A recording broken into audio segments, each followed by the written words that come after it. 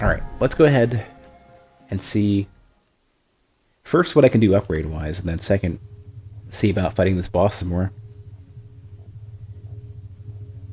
And before I go and just like port the entire way back, I need to get a feel for where the hell even am I? Like, I know where the giant portal is, but I have to get a beat on like where this spot is. Like, this is out in the open, but I gotta like, where was this relative? Like, where was this gate?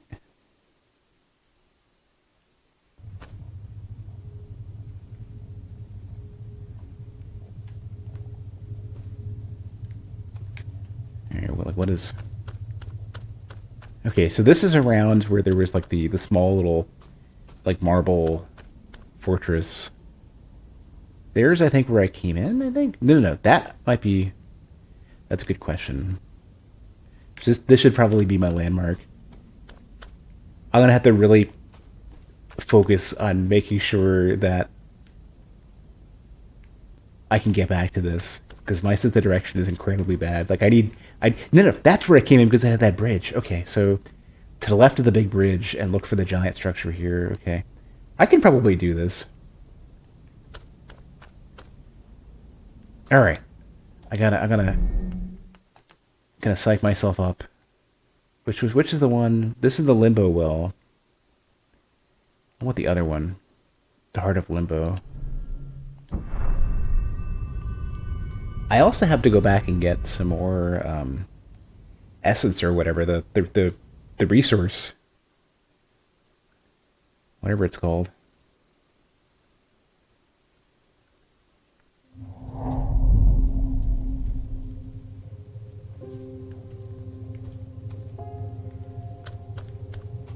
Okay, so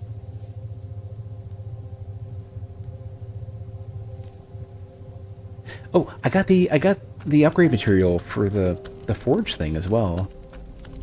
So here's where you level up. Further out, I think around here somewhere, this is the forge. I missed this for the entirety of my playthrough up until the very end of yesterday. Now I don't know if I can just upgrade it like.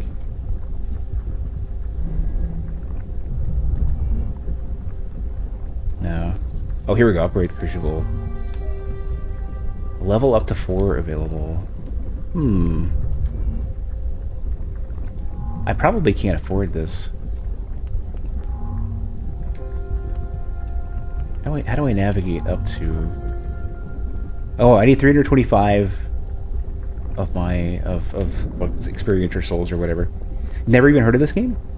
It's yeah, it came out. It must have been what, on the 17th. I was busy not having internet or running water at the time, so I wanted to stream it sooner.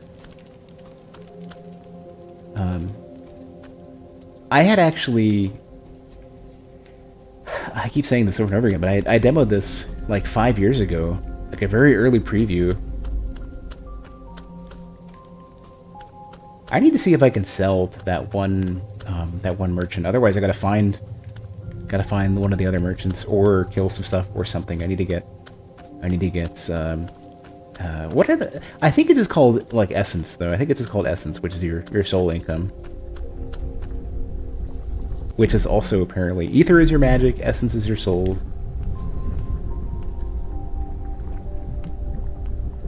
Oh yeah, I can't sell. I don't know if I have Promethean component. I don't have one of those? I thought I got one of those. I guess I have none of these. Okay. This is 1.0? Yeah. It just got fully released. So it wasn't early access for a bit. For at least, I guess, a few months. And then got released. I don't happen to have the keys for these, right? Yeah. So that's my next goal. I need to get essence so that I can spend I can upgrade my weapons. Because I'm literally using the 2 swords that I have, and one is just a faster version. This is the like the mid-tier one. They're both level 0. They're completely unupgraded, and no wonder I was doing nothing for damage. Like, I knew you could upgrade them, I just totally forgot.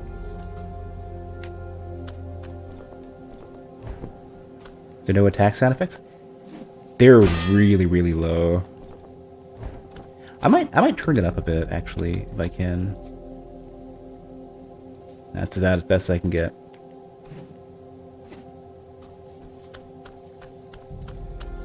Yeah, the sound balance is a little bit interesting. I'm not sure if it's even like the spells and everything. Spells and stuff are significantly louder. Footsteps are louder than a little bit. Yeah.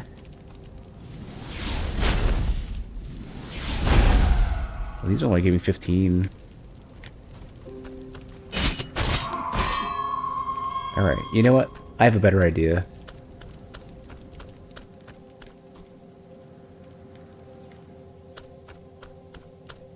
Let's go back out to the last area that I went to and just kill a few enemies to get like a couple thousand essence. And then I'll come back and do the weapon upgrade. Or maybe I can find... You know, there is another merchant out there. Hold on. I know where... I'm pretty confident I know where the other merchant is. Or a other merchant.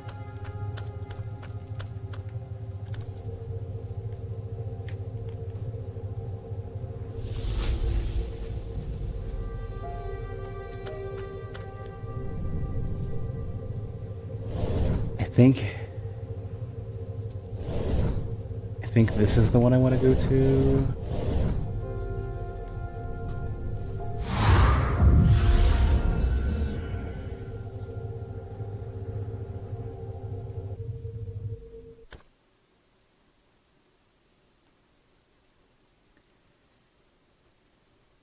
But yeah, the sound balance of this game is definitely a little bit weird. Where like spells are very, very loud, which I sort of expect. Weapon swings are very, very low. Like, some of it I kind of understand in that, like, if you look at your weapon, it's this weird, I don't even know how to explain it. Like, it's sort of this weird ethereal blade.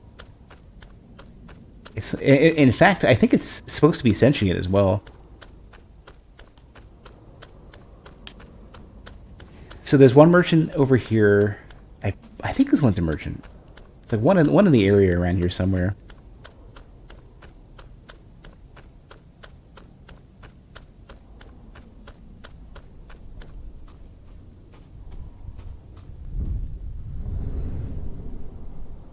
Maybe not. Okay, not you. Oh, you know what? Maybe I could just ride this thing where I am. Not that. The other one. Oh, I can't ride this here. Okay. Do you have, once you get to this area, you pick up sort of a, somewhat of like a hoverboard. Oh, yeah. This character's got very, like, Journey-esque, like, triangle feet. Spike feet. Now, somewhere around here, there was another merchant. I'll see if I can find them. Pretty confident.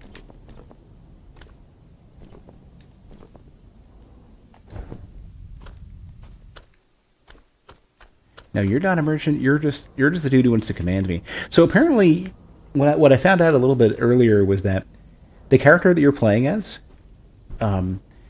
is seemingly part of the now lost God King's army, and this is like one of the commanders. And the dude on your back is one of the messengers that relays messages between the somehow lost God King and these commanders.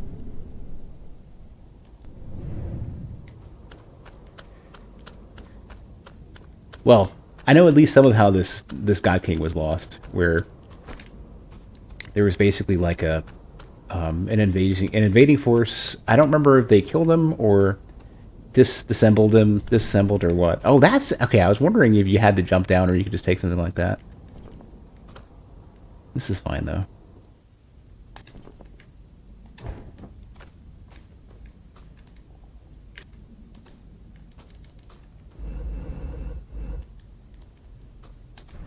Oh, I keep forgetting it's a triangle. I keep hitting X to do that. Right, here's your hoverboard thing. Very, very floaty.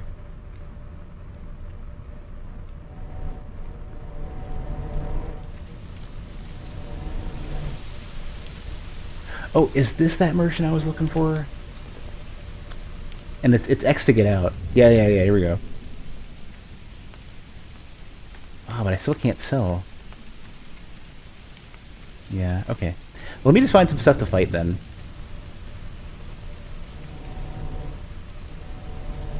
And I want to get maybe 1,000 or 2,000 essence.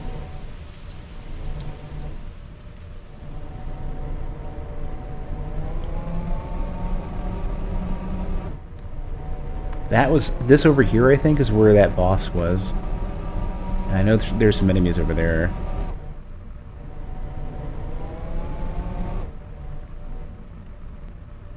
Don't quite remember how to get there, though.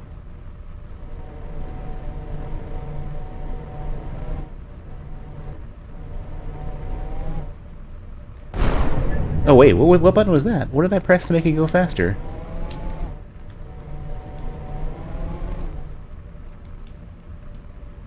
Or what? I was just mashing buttons for a second. I think there was something that gives it a boost or something.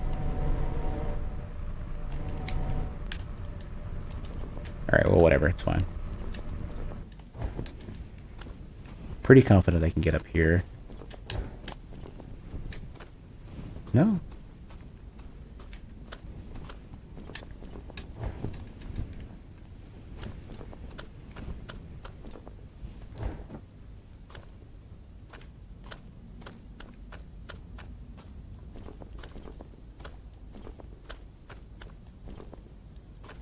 I never really explored this area that much. This little bit of, Is there anything to find here? No.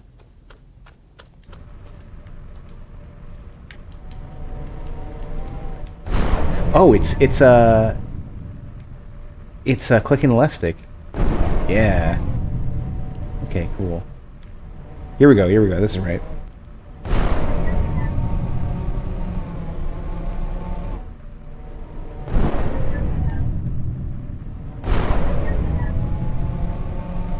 Can I just keep mashing it? Oh no, I can. Oh no. Sorry, headphone users. Here we go, perfect, okay.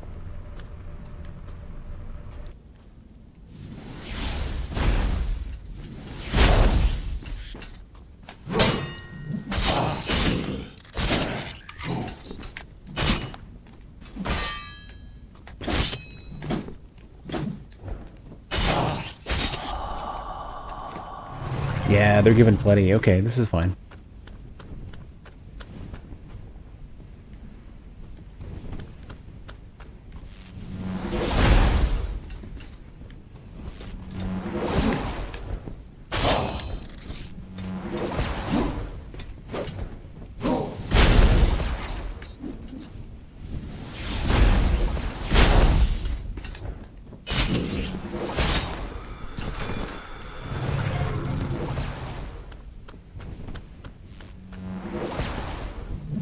Need to get further out. This guy keeps hitting the ground.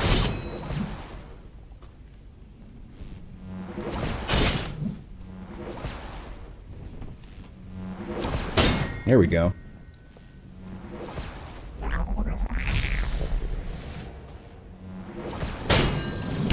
Oh, can't parry that one though. One of them has basically got like a rocket launcher.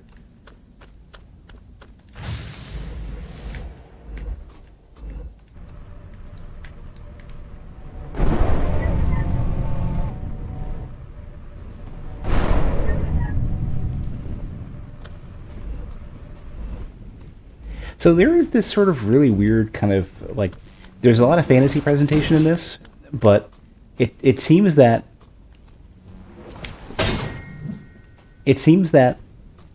the lore of this game is more towards there being some sort of weird, hard to explain, like some sort of like tech fantasy style. Also, thanks for the follow.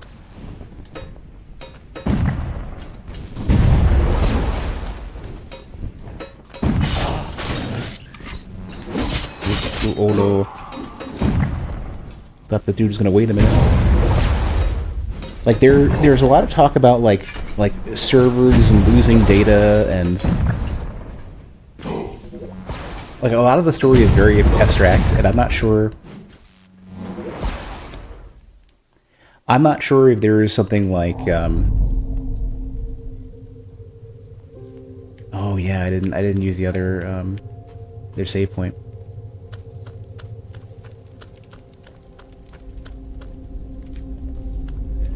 I'm not sure if the world that you're actually exploring is real, or if it's supposed to be like the memories of a previous world, or if you're in some sort of digital worlds. Like the limbo area seems to be sort of like the mid-ground of like that's closer to actual like a normal concept of limbo. But the rest of the world that you navigate, I'm really not sure. Like they say, a lot of the story is about like the whole world has been kind of fractured and destroyed, and the god creator of the world is gone, and the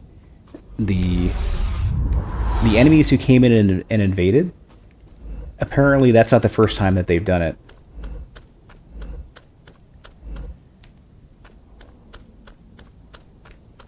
And in fact, the enemies that went and invaded, they apparently now have they've mostly turned on themselves, and there's like 12 left, and that's kind of your target.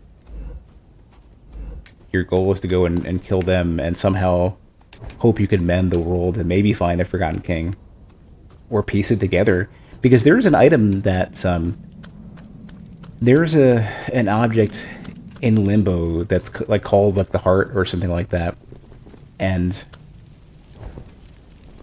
you can take it, and the game just ends. It basically says like the world is falling apart, and it almost is kind of like maybe the last piece of the Forgotten King, the heart of the Forgotten King, is the last thing that keeps Limbo alive, and somehow prevents the world from fully collapsing. So maybe like, and they also mentioned earlier on in the lore, basically saying something like, they say that the king had given his eyes to your people, the character that you're playing as, so that they could see in the darkness created, I guess, brought on potentially by the invading force. I'm not super clear on that. I'd probably have to spend some time getting a beat on like what actually is going on with the story, because it's super vague. Like some of it is spelt out in a way that seems digestible, and the rest of it, not so much.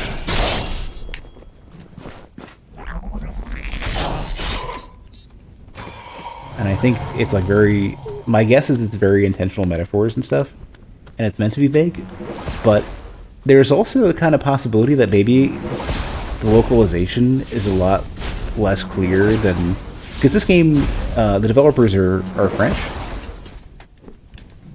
so it's possible that maybe it's way more understandable in the original language. Not sure.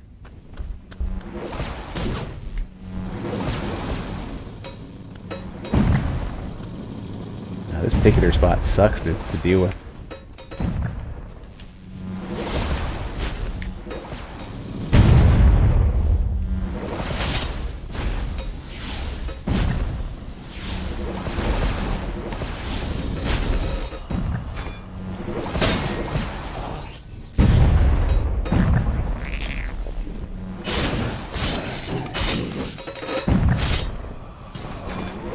All right.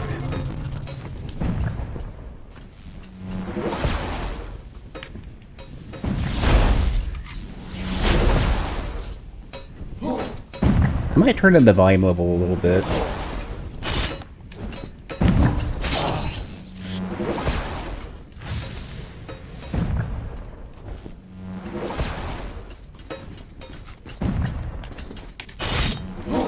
Oh geez! Oh my God! The shield dash on these dudes is ridiculous.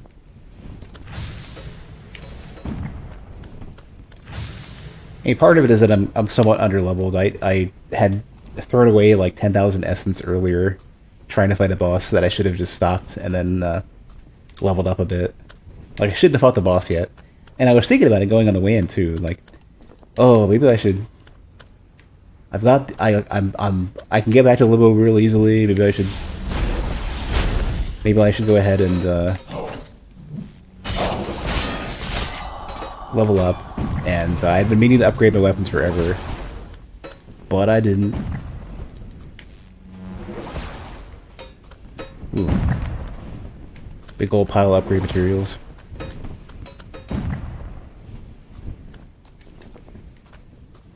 This dude's gotta go. I gotta kill this dude. This guy is... These guys are the worst.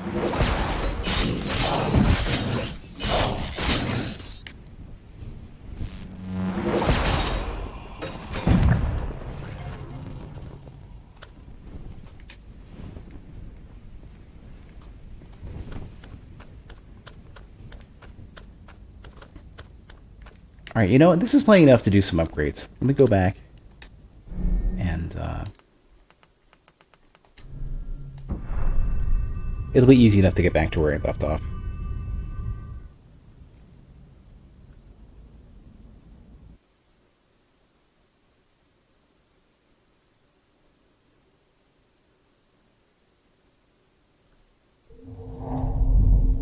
Feels a little empty. That particular area is pretty sparse.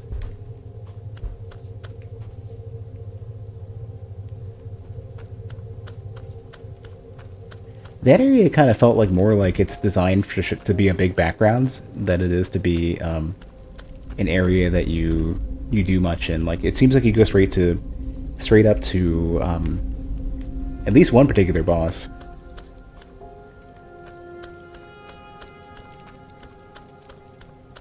I keep thinking these darker tiles are just these are holes and I'm gonna fall through them.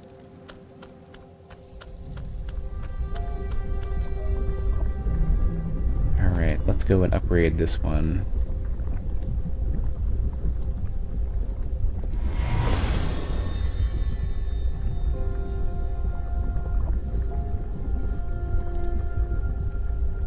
Plus 20, ooh, okay.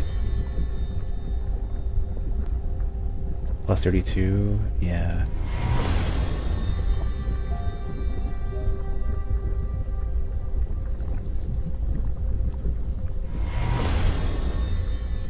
I should have done this way sooner.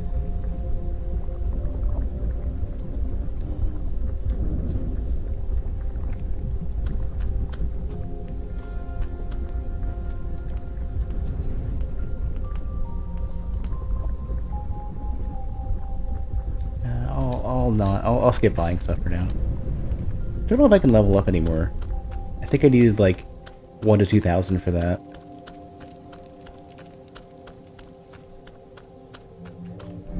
Where are we at weapon-wise, though? Is there any like detailed? No, there's no detailed info. Okay. Or at least it doesn't seem like there is. I'm gonna try to get back to that boss and see how much better I do this time. I should be in good shape now. I would hope.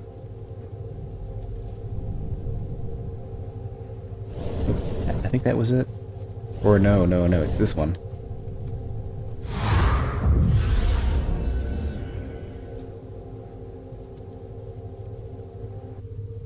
Sure you can trust this giant chain baby demon. You might have a point. But everything in this game is presented in such a vague way that, like, I couldn't make a decision one way or another to trust or not trust something. It's like, give me something tangible. But yeah, like, regarding this particular area, I feel like a lot of it is, like, a lot of it is to set the scene and give you a sense of scale, which it certainly does. But there's like big landmarks, but not a lot of individual things. Like, I almost kind of feel like, at the very least, they didn't do the thing that, like, Zelda Wind Waker does, which is, like, giant ocean you can sail through, right? And then they have basically the "Are you awake?" interruption over and over and over again. Like, are you paying attention? You know, they're trying to catch you sleeping by attacking you out on sea.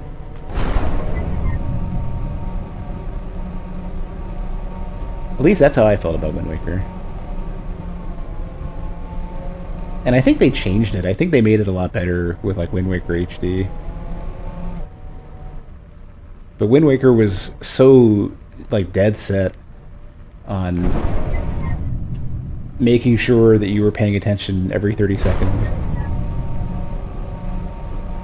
I ended up putting it down at the Triforce hunt, and I think a lot like well, I mean that was that was one of the things that they addressed in the update.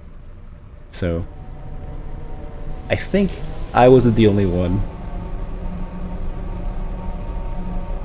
Okay, yeah, here's where that initial group was. Oh, can I just boost right up? Yeah, apparently I can.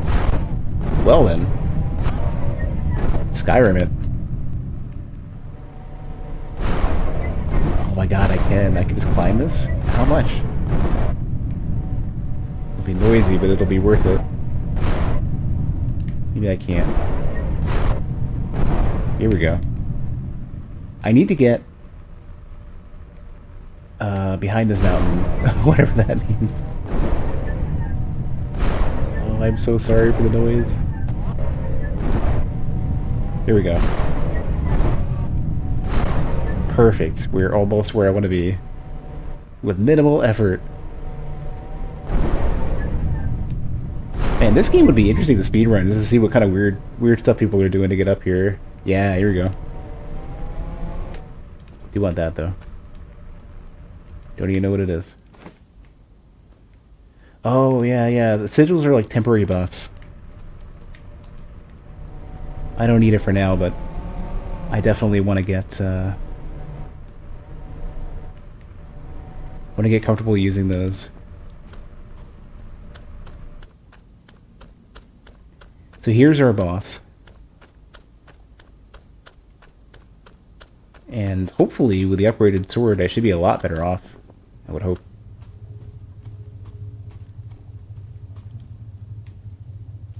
So it seems a lot of the big, like the first major bosses are all via this Cardinal Nexus. Or at least a couple big ones so far.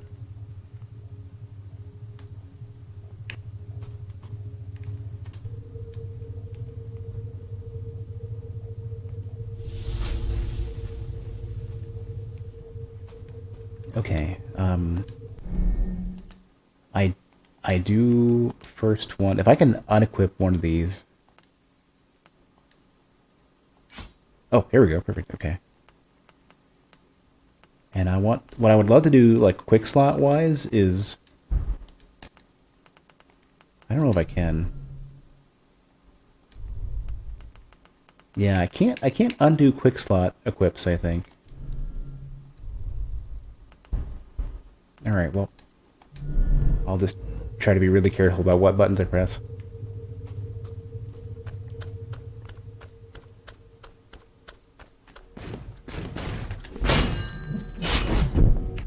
Didn't get the riposte. Oh, right, he's got the big ol' AoE as well. I'm doing like an extra 30 damage per swing on the basic swing, so let alone the I didn't even get the parry. I needed to walk up a little bit. So that's a plus.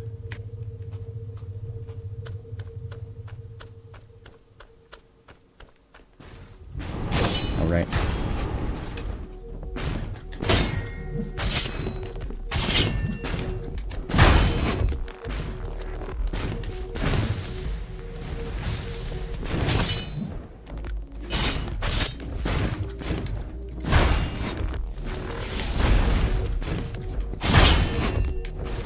I've got to be way more careful being super aggro with him. So I can get my parries better. Yeah, that's much better damage-wise.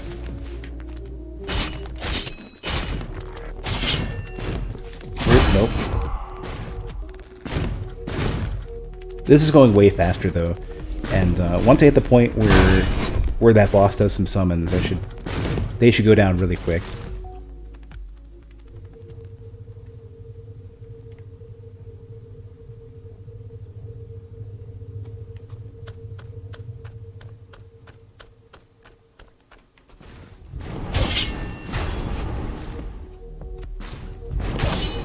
Right. I keep trying to parry those. Damn it. I keep trying to parry those. Those particular projectiles, I don't know if you can. And when they hit is tricky to kind of feel out. Oh, you should have seen the end of last stream. I gotta warm back up. Parry the shit into this thing.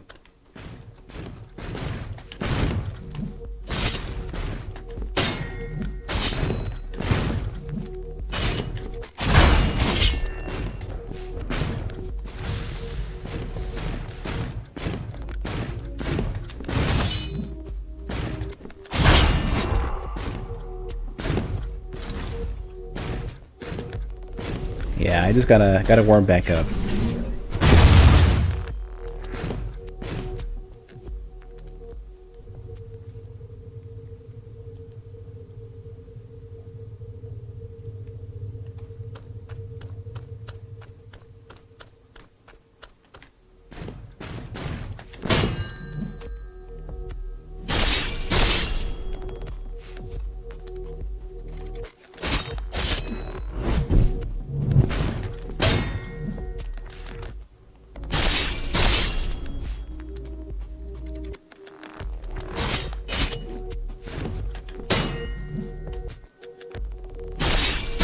Yeah, already almost halfway. Yeah, these dudes now, I can chunk them a little bit quicker.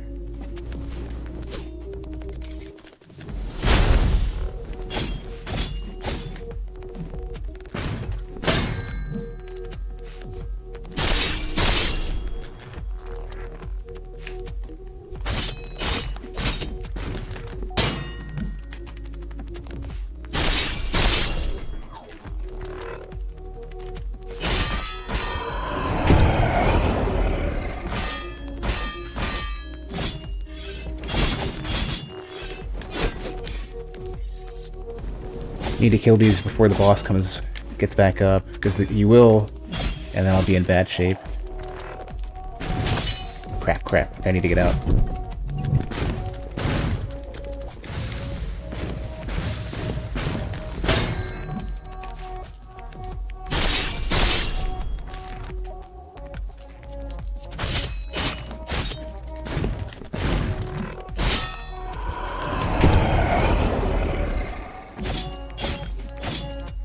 Oh, there's 4 of them now? Come on, man.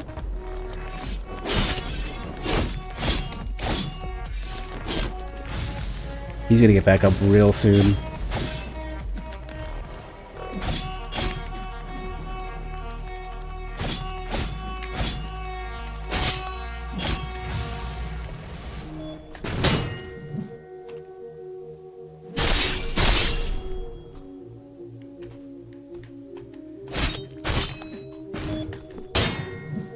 Almost done.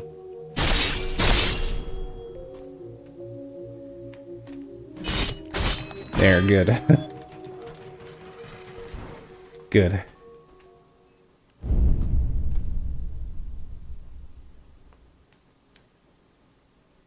All right.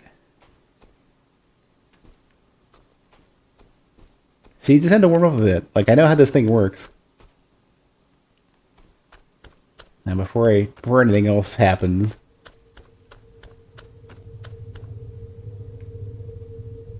go ahead and rest real quick.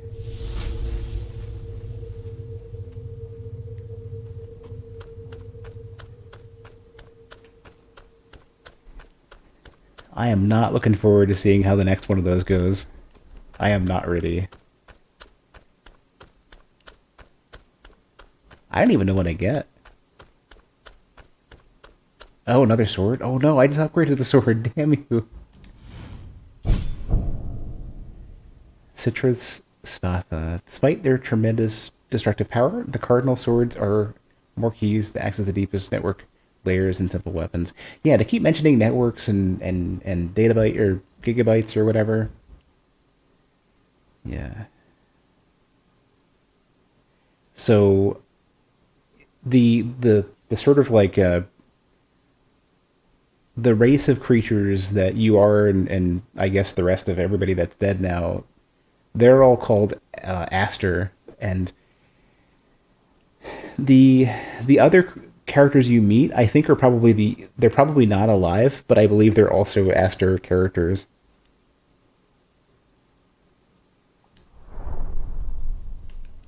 So what are the stats of this one? Way more damage, it's just slower, it's a great sword. Is it longer range? No. It's basically a great sword. A well-placed strength should suffice. Yeah, well, or a slap, yeah.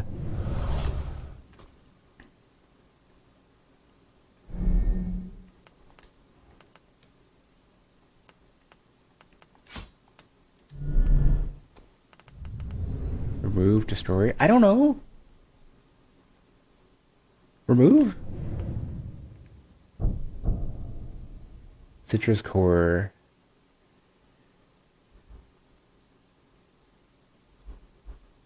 Hmm. So there are apparently three of these. So this is one of the characters that I needed to kill. One of the bosses I needed to kill. Oh, I should probably get out of here. Oop.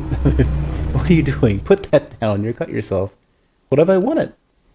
Really wonder, what part of the word destroy do you not understand? You have no idea how dangerous this thing is. Well, tell me. I want to know some lore. You could trigger a disaster and obliterate us both. It is more unstable than ever. Alright, do as you please.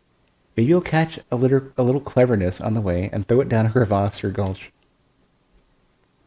You can trust I will have abandoned you before we get blasted to pieces by your imbecility. Okay, so it seems like maybe this might have something to do with, like, this might be like an ending choice. Because I don't know any better, I'm gonna just take all of them. Maybe I'll become the new Dark Lord. Perhaps I'll be the newly remembered king. Oh, come on, why would they have fallen through that? I really hope I didn't just lose 9,000 stuff. That looked like solid ground. I'm gonna walk up to it again and take a look. Oh, I still have 9,000? I'm not gonna do nothing. I'm not walking next to anything. I'm gonna teleport back and level up like I should have in the first place.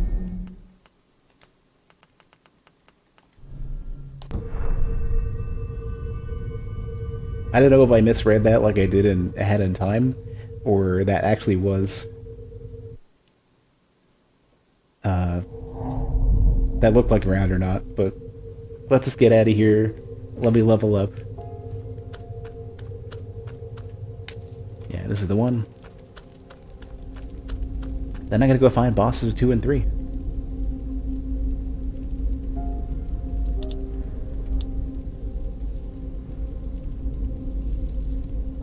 $82.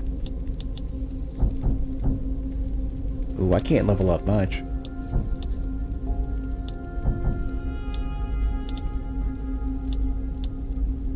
I guess this will suffice for now.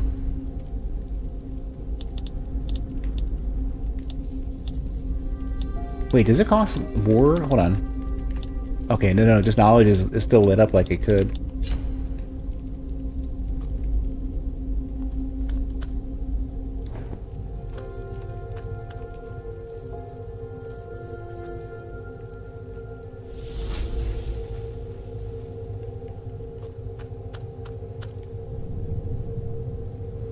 Alright, let's go. Let's go back.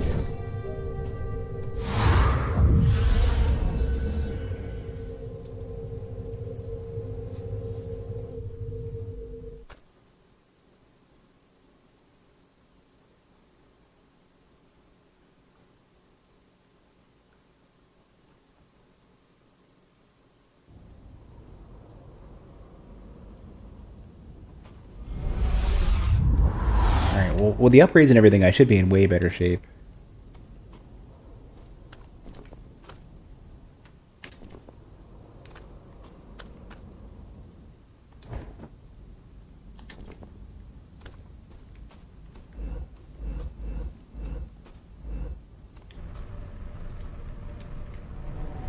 Okay, so it seems reasonable then that they're just flat out roads up to these towers then.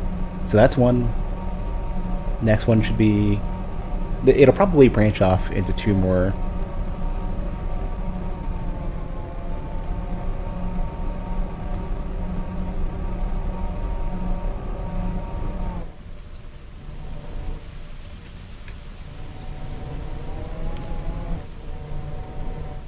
Or not?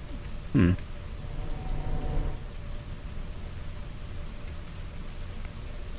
Where do I want to be then?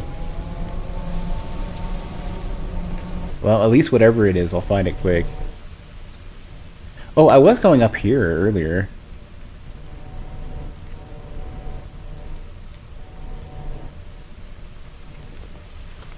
Yeah, this led to something.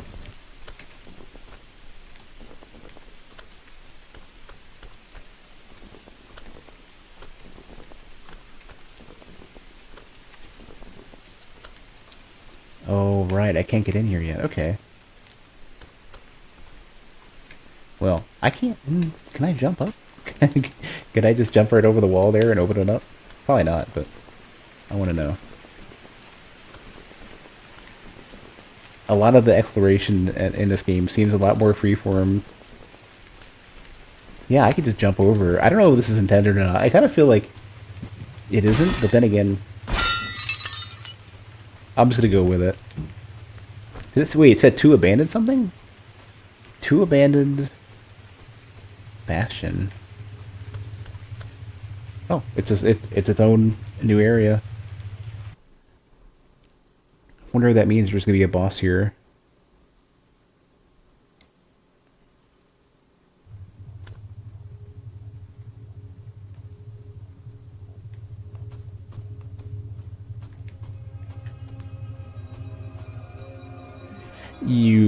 Wait a second. I knew it! Where are you? Where are you?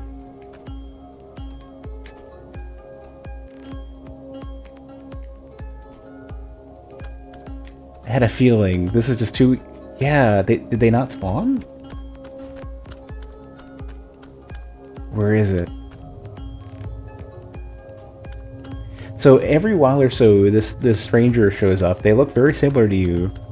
And they're basically just like a super buff version of you that tries to fight you. Can I leave? I can. Huh. And so the dude on your back, whose name was Yaak, he basically says something like, I can't really sense this character very well, but they're both...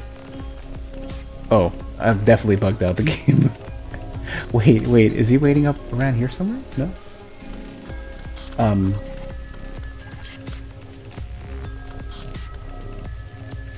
He said something like, I can't get a good beat in this guy, I don't know where he is. But he's both ahead and behind us at all times.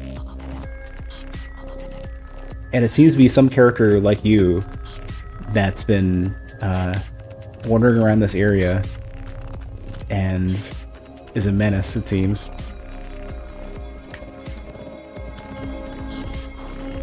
Oh, there it is, there he is. This is a big arena for fighting this one. It's double playing the music, I think.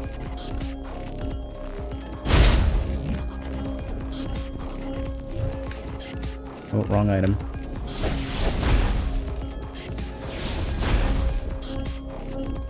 Oh no. I guess I do way more damage to him now.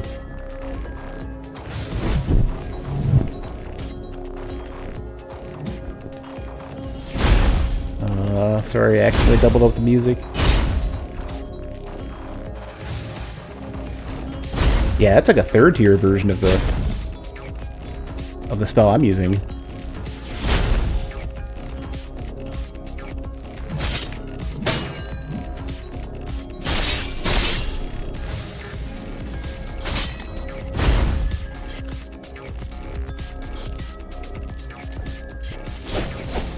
What? You have a cross slash? Okay, parrying that's gonna be rough. Yeah, they're using the lighter version of this spell. Try to parry that back, because I think it'll do good damage. Oh, no, you cannot parry it. You cannot.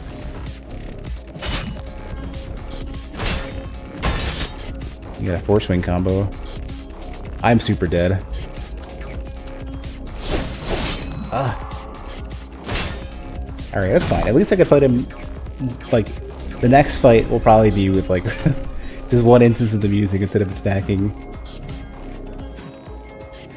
Yeah, I didn't know where the stranger was. I didn't even know I can go that far out.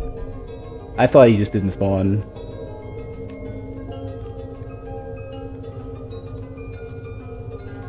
Oh no, I think it's still going. Alright, let's do this. Let me go ahead and quit out real quick. Let's see. Let's go quit out real quick and restart. Use this one instead. And then... Oh, well, okay, I don't even have to quit out. I gotta go back to the main menu. Okay, this is fine.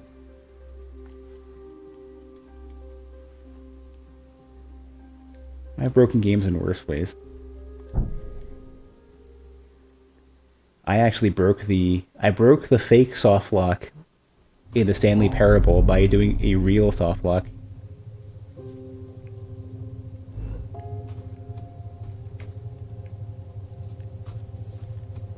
That's kind of my favorite one. That's the one I want to keep talking about over and over again. I'd love to put a... I would love to add that to like a clip compilation of weird stuff that happens on my streams. I might be able to level up just once.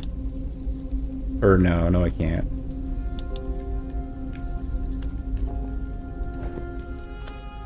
But yeah, if there's a game I can play, it's a game I can break.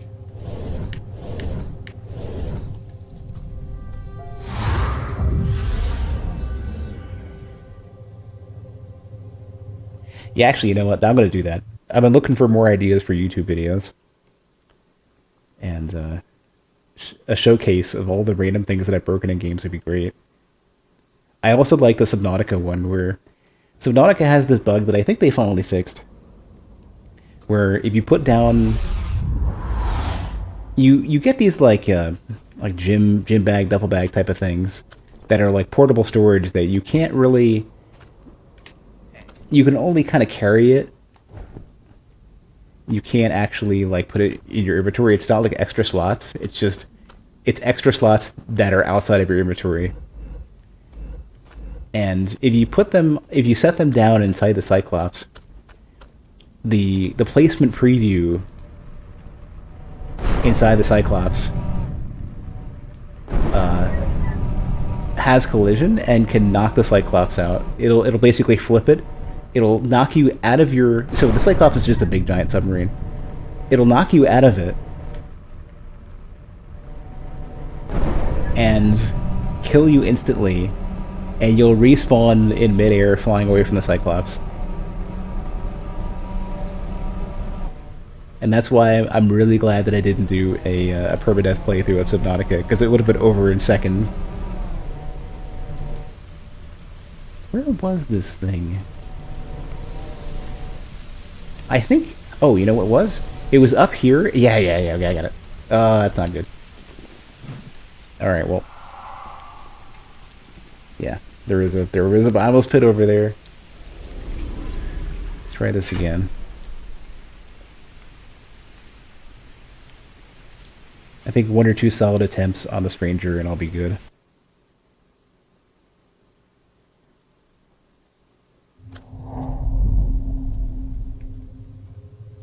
Also, rather than respawning over here, I gotta go get the... There's a limbo well right outside. That'll speed up loading a little bit. You have returned. Hey, welcome back, Hem. Geez, 77. The number just keeps getting bigger and bigger. I think you're the top... The longest sub so far, potentially tied with Nero. I'm not super sure anymore. I think Nero had missed a month. Yeah, I gotta go back here. And yeah, like your character standing up from death as well as the death screen's a little slow.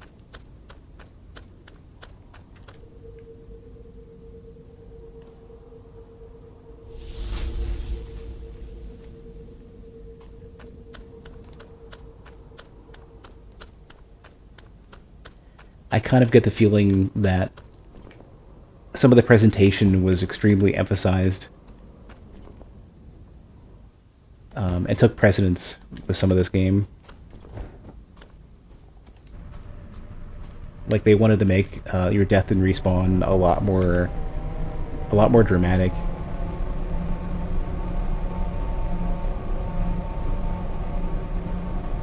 Like Dark Souls ended up speeding it up. They start, well, two things is I think they sped it up a tiny bit, but also, well, three things I guess. They sped it up a tiny bit. They did a bunch of optimizations to loading, and then the PC version also just runs better. And they use an effect that doesn't lag as much. Yeah, this particular area, this particular area seems to be just a focus on having background scenery, more so than anything to do. And like you're basically going to the big landmarks that you can see.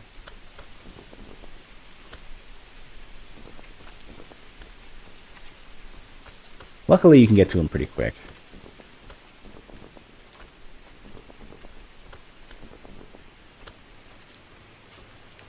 And they give you the, the hoverboard thing to make that a little faster. I would want a limbo well over there though, just like anywhere around here where I can hit it before I go fight the stranger.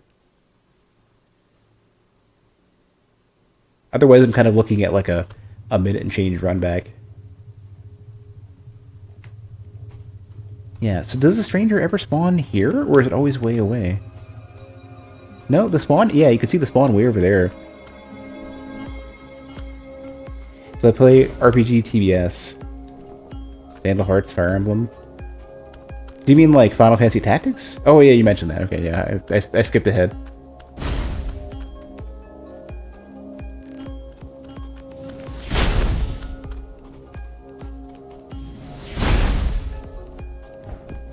Oh, you lead me? What? Don't do that.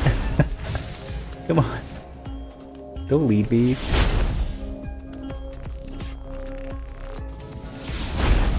I'm gonna do whatever damage I can do on the way in before I have to actually... Yeah, I did it again. Before I actually fight.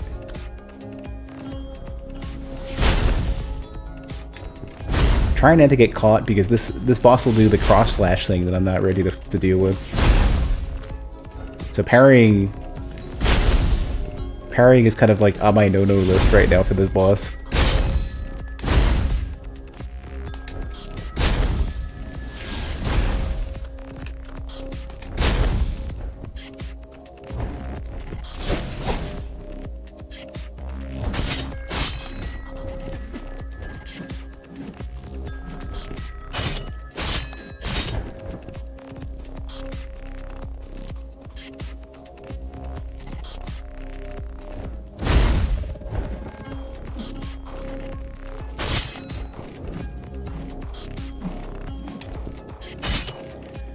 Yeah, it's a 5-swing combo.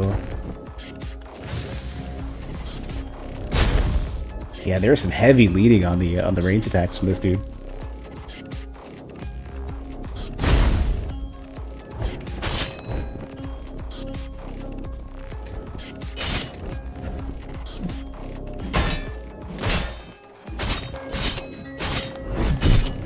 Getting a feel for where the combos are. There's a 4 and a 5-swing.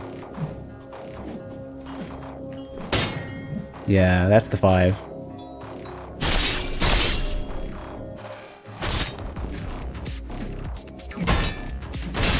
I did miss the parry.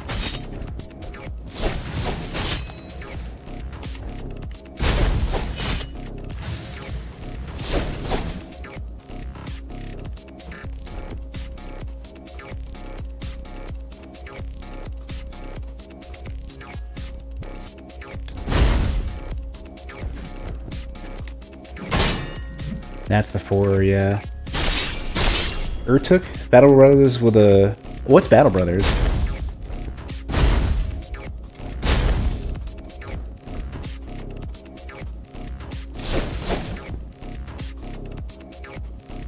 Kinda want to bait out another combo.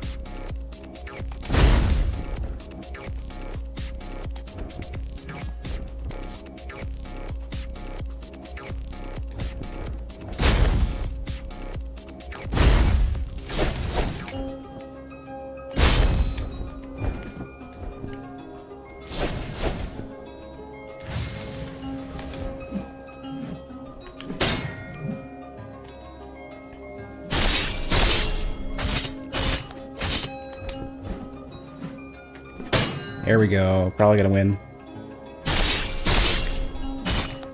There we go. Get out of here. That is a lot. So the Stranger gives you a ton of essence.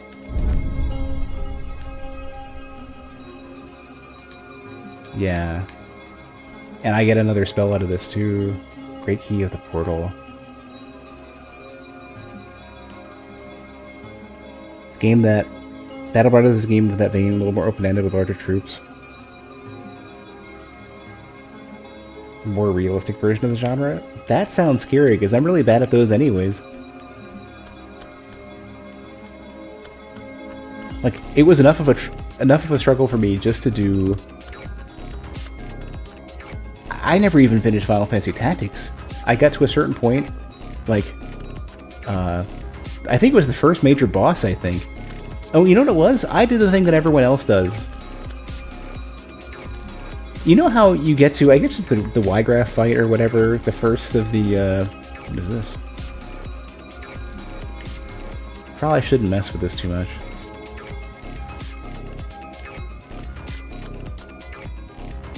You know, it's the first fight, like a Fiend battle or whatever, there was like major story fights. And you can get into a position where you can save and be unable to exit the battle. And then you're screwed. You basically, if you can't win the battle at that point, you're done. And that was what happened to me. And that's why I stopped. Even though I've seen the end.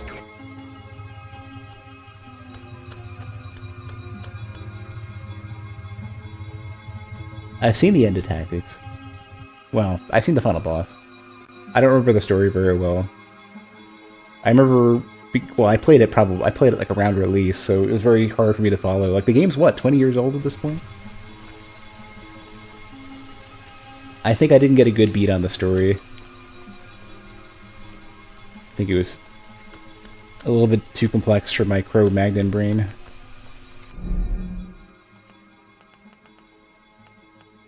Alright, let's go back. You find this Urtuk game to be a nice combo of difficult and engaging. Oh, you know the game that I've been meaning to play that is similar to that? Freaking... now I forgot the name of it. I had it on the tip of my tongue. It's the game that now has 3 and it's a series. It's a trilogy. And I've completely forgotten. I think I own 1 and 2. It was the one that was like very like Norse mythology with like these golem looking dudes that you fight. Well, Norse-ish. I don't know if I'm getting it right. Celtic, maybe. I don't know. Banner Saga. That's the one. Yeah, you got it right as I remembered. Should I level up? I'm gonna go take a look at this weapon first. Oh, also, there should be, where's the one that was looking at me earlier? He was gonna allow me to trade in my... Are you over here? One should be out in front, like, waiting for me. And is like, hey, I see you got some of that stolen essence. Want some more magic? And I'm gonna be like, yeah. Oh, what do you gotta say? Power up for Ivan. Still lost? Would you like to hear Hypnosis' story once more? Yes, because I don't remember. Oh, no, this is the beginning story. Okay. Get a refresher. From a thought, the king conjured up the void. From a glance, he made the world. And from a whisper, he created us. The Aster, yeah. The king long traveled this new space, witnessing his children scared amidst the darkness of the first days. And this is where he gave out his eyes. I do remember this. He ripped out his eyes and threw them into the void, beyond the circle of the world, so that they could illuminate our lives. Quite the heavy idea. So that's the heart that I can go and grab. I'll show you guys that in a second. That ends the game. That heart must be the heart of the king, I guess. That probably holds up the world, or is the last thing that is keeping the world going. From a simple gesture, he started the slow rotation of the stars, and could then focus on other tasks. There was Narayana, the thousand-door palace, where his throne stands, which is where we were earlier. We were around it. We need to kill 3 bosses in order to open that one up. There were Durga, Nura, and Citra, and Radamanth, the 4 cardinal lords who hold the foundations of the world. I feel like oh, that's where. Okay, so they say you hit the cardinal something, right? I think that might have been the cardinal circuit or cardinal doorway or something that I went through earlier. So I fought 2 of them so far, and I didn't look at their names because I probably should pay attention. Yeah, so I killed 2 of them. There's Hypnosis Royal Guards, the illustrious Mantra, Murchi, and Yantra. Those might be the ones that I need to kill that are traitors now in order to power down. I'm not really too sure. I'm sort of losing, like, there's 3 big towers out of that open area, the open green area, that I need to go and break into and kill. I think I just did one of them. I don't know. We'll put this together piece by piece. Surrounded by the countless wonders he created, our civilization was to live for millennia and conquer the distant stars. And then came the twilight. And then this is where these things came. The kingdom was gradually buried in darkness as a gray and melancholic atmosphere took hold of it. Maybe it only lasted for an instant.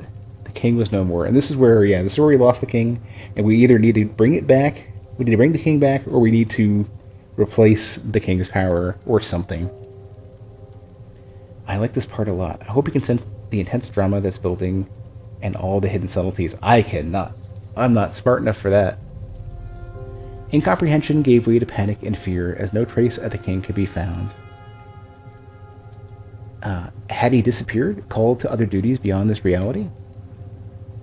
Was this some trial aimed at testing our faith, our loyalty? Or had he returned to the void, his divine soul having burnt too bright and too quickly in order to create our nirvana? His departure brought on the end. Dark gods, forgotten demons. These are the ones that came and attacked.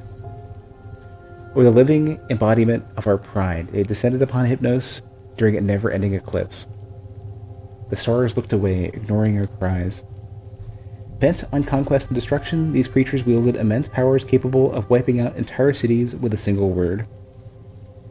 The mountains crumbled. The lakes, rivers, and seas dried out or disappeared, buried under torrents of flames and ashes. The Aster tried rising up to protect their lands and lives. It was in vain. And so another part of that you get is basically these things that came and attacked. Once they were done with this world, like tearing everything apart, they turned on themselves, and there's only like 10 or 12 left. I still don't know the whole of why I need to go and kill them, but... Or I don't remember, at least. I think they sort of gave me a hint. Also, I don't know if I have the key for it, but there's... I did get a major key, I don't know where it goes. And it might be one of these. Oh, that's fully locked. I think that's a tutorial area, I'm not super sure.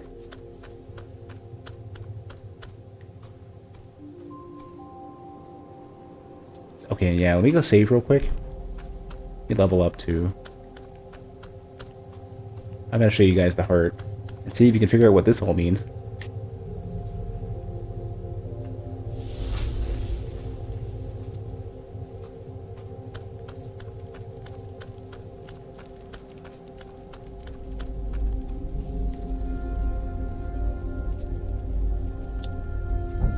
Ooh, it starts giving you more, I think. think. Maybe it was always fine.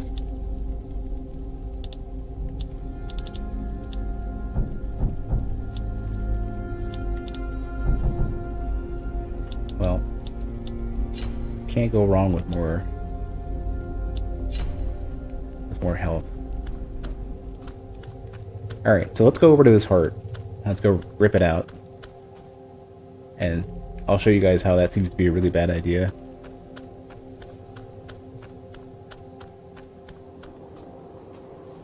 I have no idea where the NPC was that wants my stolen essence. I wonder what spell or ability I'm gonna get next. You said I watched a friend play through what seemed to be most of this? Yeah, I don't know. I have no idea how long this game is so far. Also, hey home. So far, I'm kind of like stumbling through it. I'm having a lot of trouble grasping the story. I have no clue what actually is going on here, but I could certainly remove this and see what happens.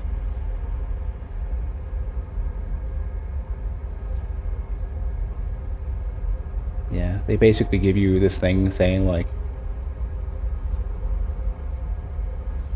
it's almost like this thing is holding a calamity at bay or something. Oh, I know that. Yeah, I know I'm trying to find the Forgotten King. Trying to find or recreate. But not like this, because when I do this, the game just ends. And I think I've just got unlocked. I don't even know if I saw an achievement when I first did that, but it's over, and I can just restart at the last checkpoint. I hope somebody who can like the simplest way I can put this is somebody who can read, somebody who can follow a story.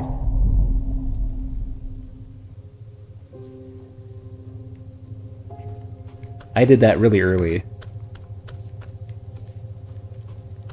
But yeah, I hope somebody who can read and understand a story goes through this game and has any clue what's going on. Maybe it'll come together at the end, who knows? Oh, before I go... Ooh. While that's fading out, you can still navigate the menu. I don't remember where that NPC was, but there's an NPC that's like, hey, I see you got some of that stolen essence. And, I know they were, like, on a road out somewhere.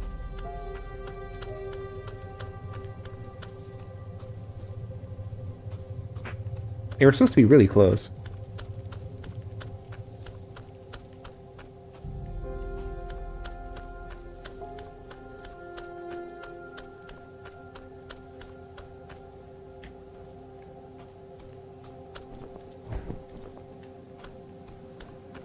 Just gonna try to get a few feet out. Try to find that character.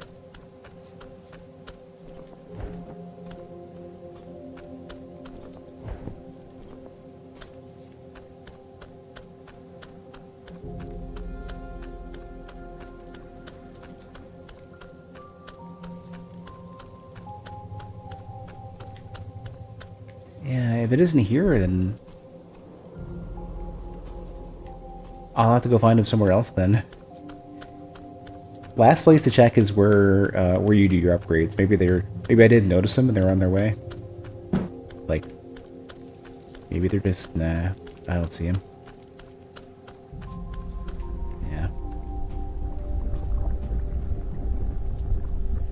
Maybe you can tell me something about this thing I got? No.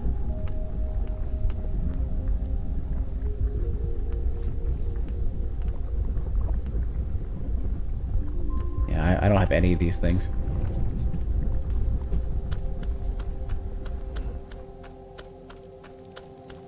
Okay, what? That's fine. Maybe the next time I wander out, I'll... Wait a second. Nah, it's you. Yeah, I don't know.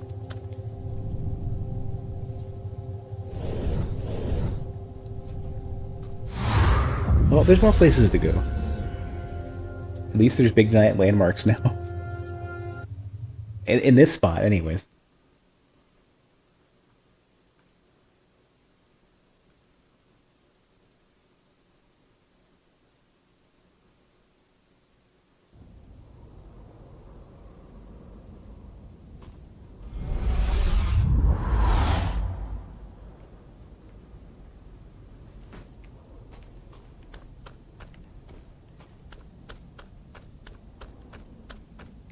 Yeah, nobody news over here.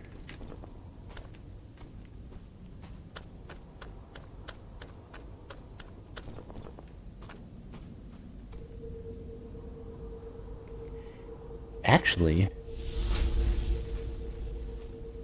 did I go up here before? Hold on, what is this? Oh, that's right. Right.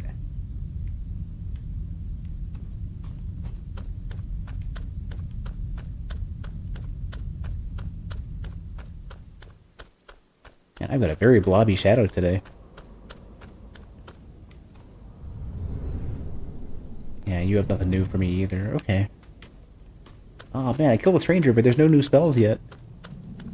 I want a better version of this fireball. I want to get the cross slash or something.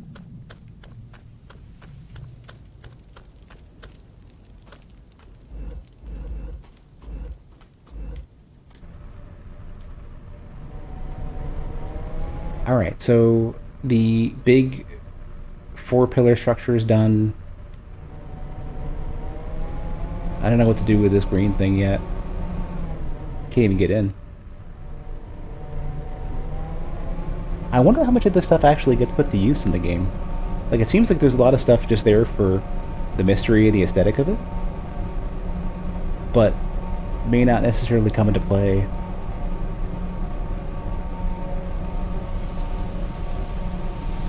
At least head over to that sort of like that light over there, see what that's all about. Or a door. This might just be the palace that I'm trying to get into. I bet I can't open this yet.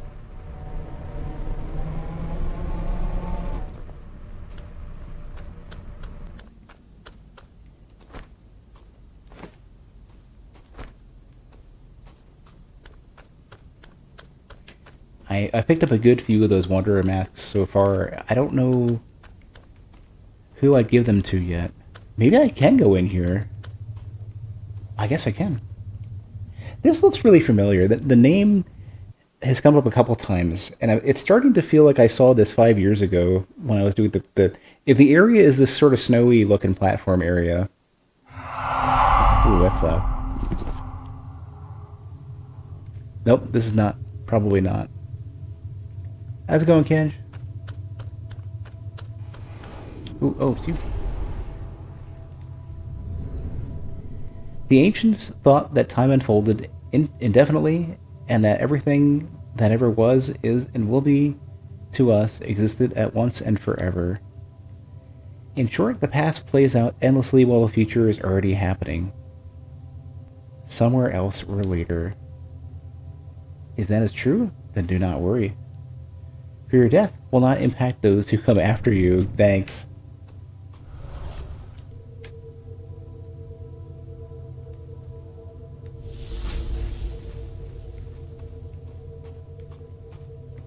Alright, what's all this then?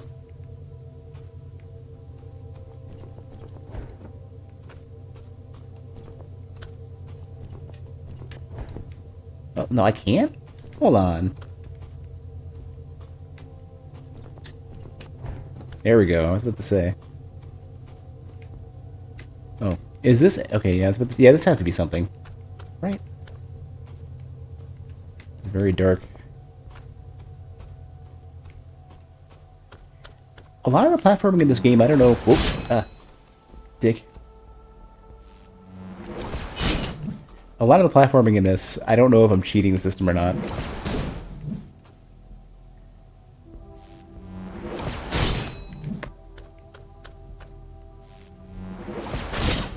Too late.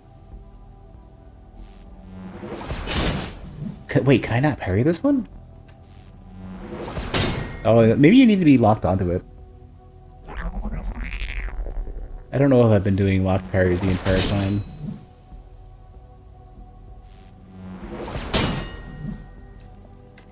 Oh well. Oh, you can't just walk over.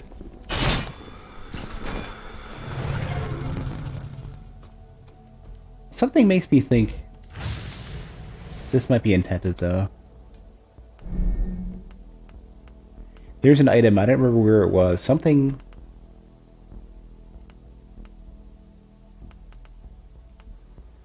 Fireflies, yeah. Oh, is this permanent? Like, is this reusable?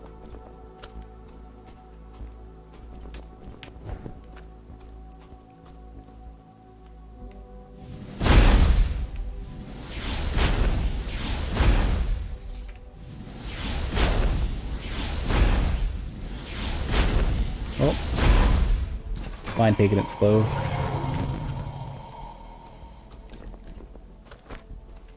I feel like there's like a lot of side areas that you don't know if you're meant to be there or not. A lot of stuff that like seems so off the beaten path.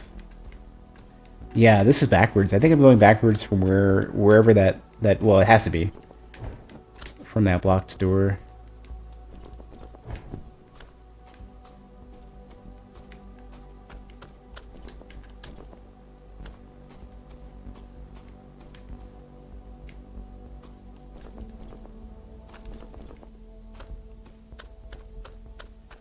This game is so sort of like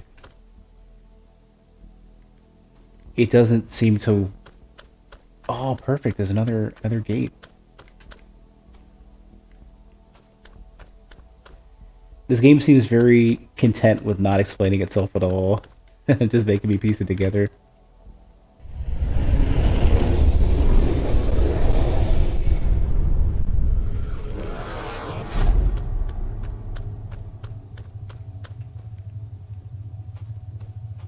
Could walk on down. I might. Can always. This particular. Oh, I guess the angle at which I'm looking at it is a bit different than I normally do. Normally it looks a bit more spacey. Can I walk on that? Yes. Should I? I don't know. Do I still have the firefly? No, wait. Oh, it's still there. Yeah. Maybe because it's bright out. Oh, here we go. Are they all range dudes?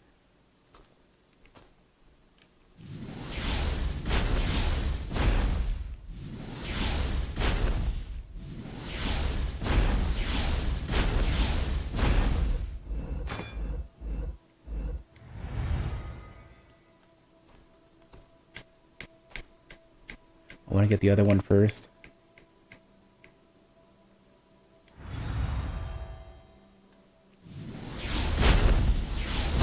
Can't hit it? I think I'm hitting items. Yeah, I am. Huh.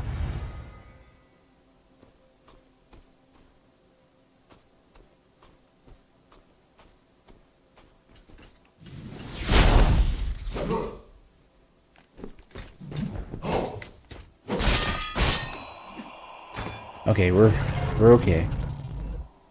Don't want to get ganged up on with a new enemy here.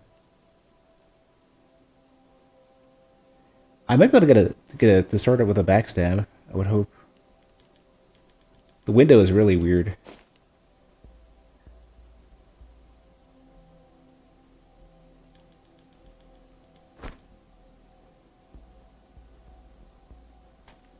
There we go. Okay, you have like 1,000 and change HP. Alright, alright.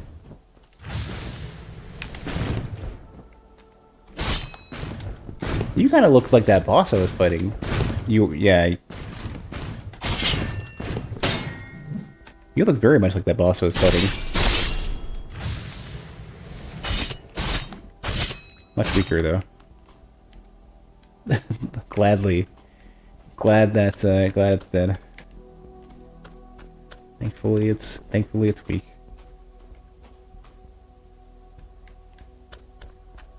How would I have gotten up here normally? What did Is this just a diversion? Is there nothing?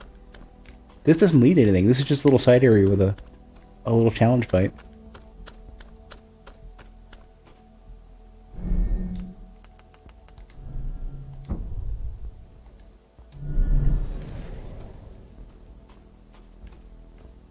Weird.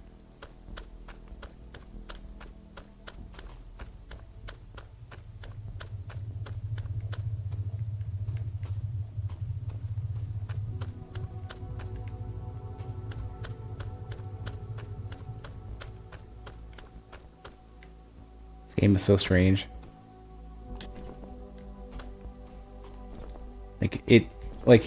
It's kind of interesting how like it's definitely a Souls-like at its core, but like the way you wander around the world and the way you piece together the story, like I don't feel a good. It doesn't like I don't feel like it has as much concrete understanding of the world and the story as like any Souls game.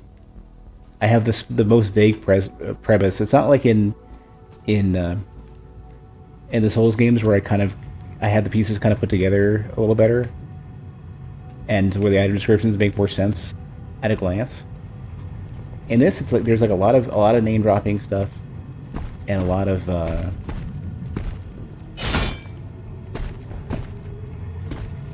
conceptual stuff that I just don't get yet.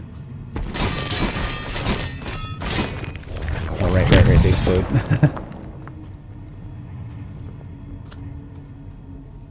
Also, the world is much more mysterious.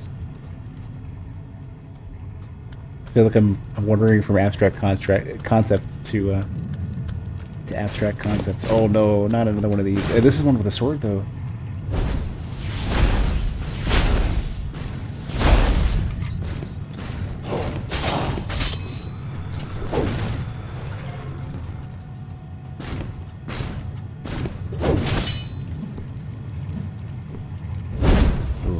I'm trying to get a bead for what your attacks are.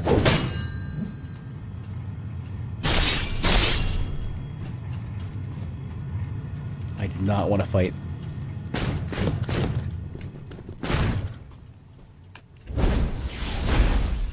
Spear dudes.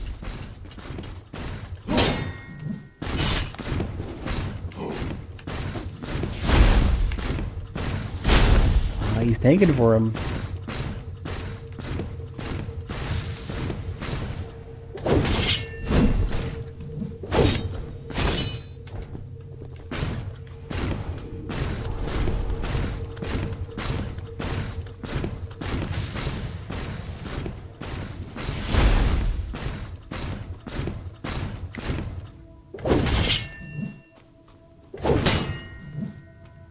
These guys kind of remind me, the big obsidian area in Mortal Shell.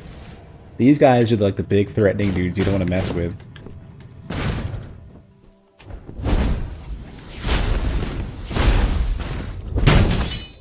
They probably respawn too.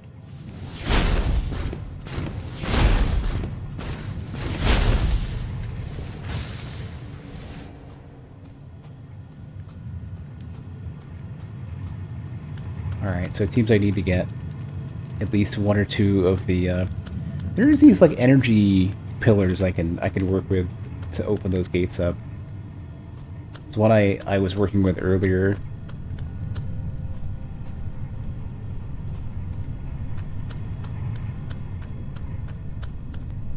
Oh, I wonder if there's can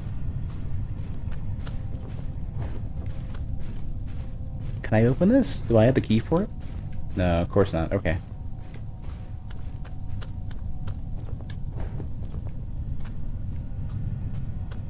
The last one of those gates had leads, like power leads, that I could trace.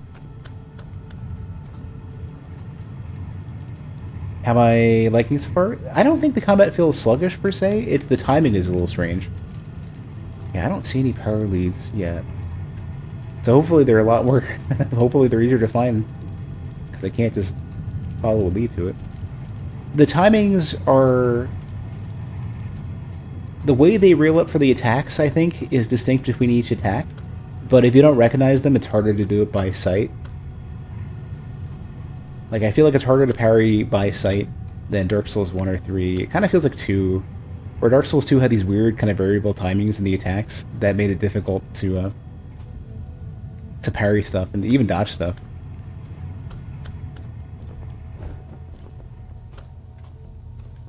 I don't really think it feels sluggish. I think like the attack animations maybe are a little bit like simpler, and maybe like some of it might be that the sounds are a little bit variable. There's a chart. Okay, perfect. I was hoping to find another catalyst charge. Please be a teleporter or something. What is this? Is this nothing? It's interesting to look at.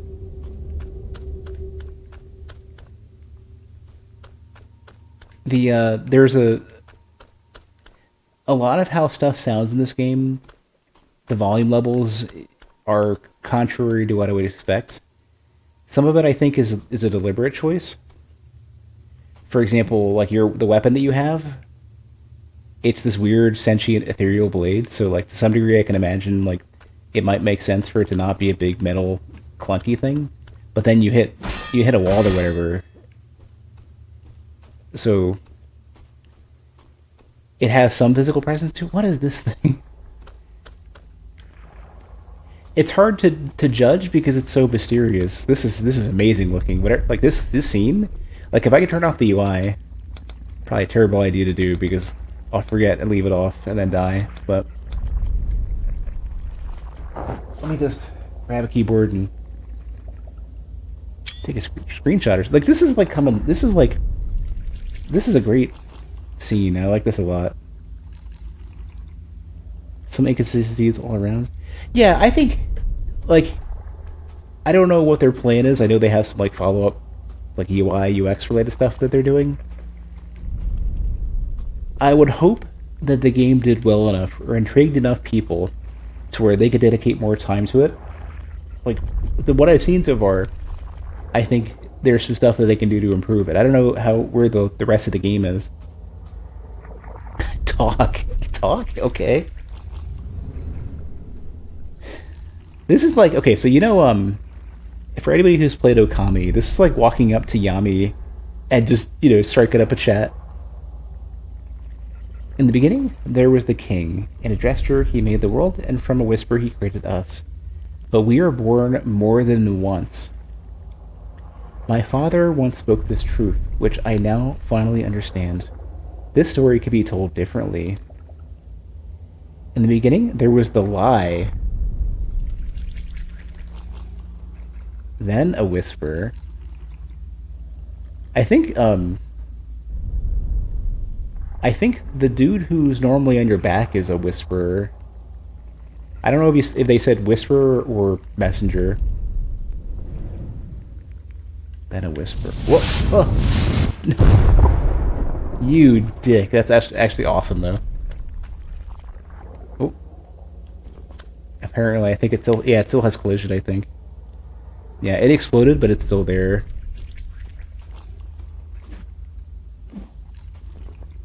Oh man, like this whole whatever this is really cool.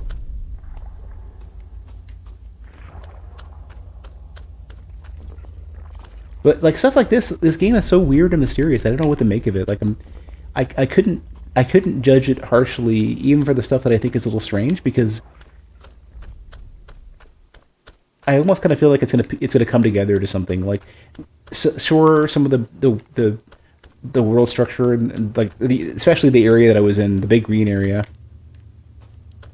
Like some of it seems a little bit like it, of course, has like performance problems for sure, and it feels like you can kind of cheat around some of the mountains and stuff. Like I don't like. There's things that I could probably try to criticize a little bit. Some of it pretty in a definite way. Others are like, I think there's more to this game that will become more impressive over time as I understand it. Almost ran off a ledge.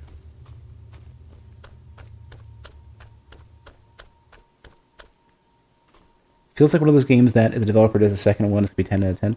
I definitely feel like the biggest thing that they could use is not their creativity or their art. Like they've got that foundation like set. Okay. So here's an example, like the localization. The localization, you can see bits and pieces of like clear like grammar and spelling mistakes and stuff that may not have been fully translated. And I wonder if that how much of that carries over to the lore? Like, are there chunks of the lore that could have been localized in a way that would make more sense, or is it deliberate? And I don't know.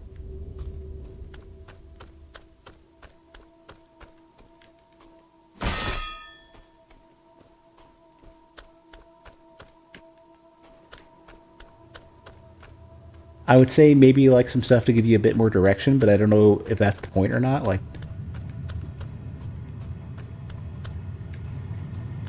it certainly is very interesting exploring this world that is so incredibly open.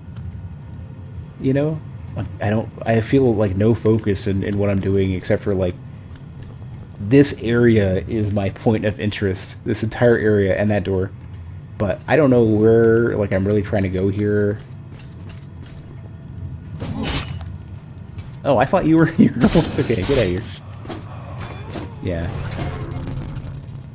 Yeah, that's true. Yeah.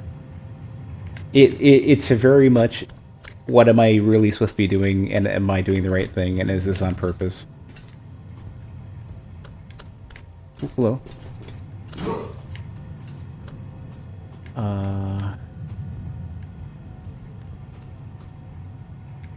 Oh, there you are.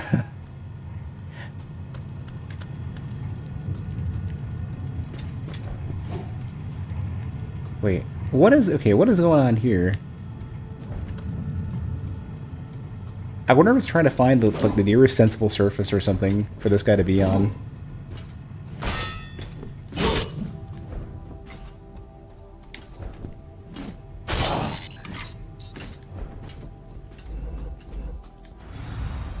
Not intending to die here.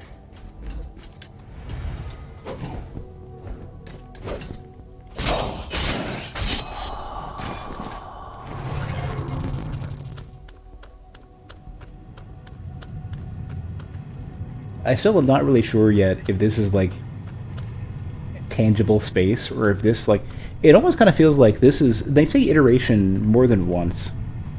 And it seems like almost like you're in a simulation, like they're trying to you could almost kind of present it as like they're machine learning how to create the worlds and they're just like maybe the last one is a failure and maybe the interlopers or the invaders are not maybe they're more like a virus, and this is like this entire world is just the computer trying to run an antivirus scan and figure out how to rebuild things. It's like defragmenting the world. Like that's kind of the feel I get. Like how much of this is in real space, you know, and what is real space? Is there a beat space?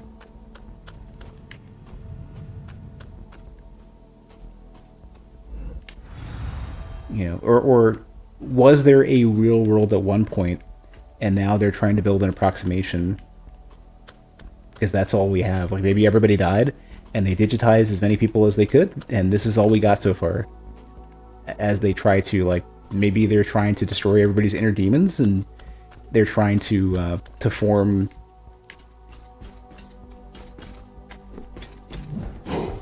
Are they trying to form like a better, more idealized version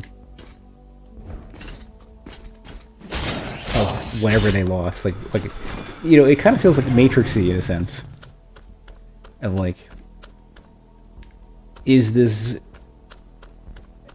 Could it have been like the machine, some sort of machine entity, digital creature, computer, or something, decided that your characters, like your world is bad, or you destroyed your world, and we're going to run a simulation until you build it right, or you fix it, or whatever. It just kind of feels like the game feels like it's relying so much on the abstract that I kind of feel like that might be something that they're doing.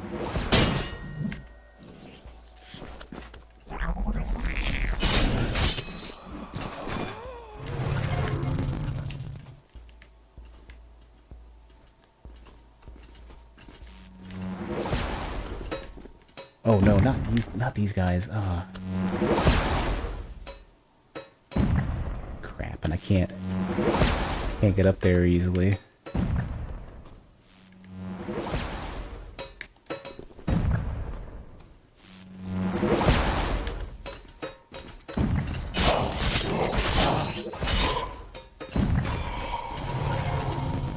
Another one's right next to me.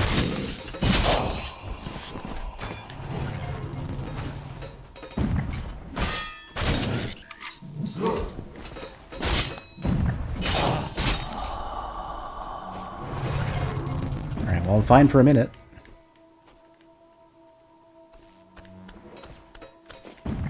I wonder how many other people... Here we go. Got shortcut power now. I hope. Like, I wonder if anybody else playing through this kind of felt that same way of, like, not knowing what to make of the game.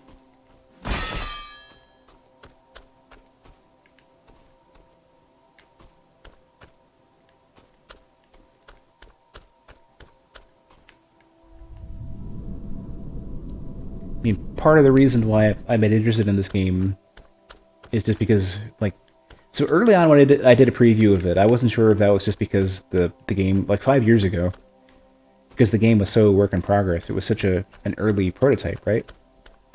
And it was like, it felt like a demonstration of things that weren't really connected.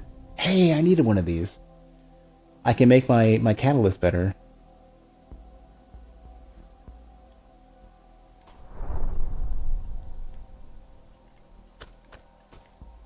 So early on, I thought, oh, okay, you know, this is just part of the mystery is that the game is so in progress that, of course, there's going to be questions unanswered because they're not even in the game. And now it's like the game has gotten bigger and more mysterious, and I don't know what to make of it.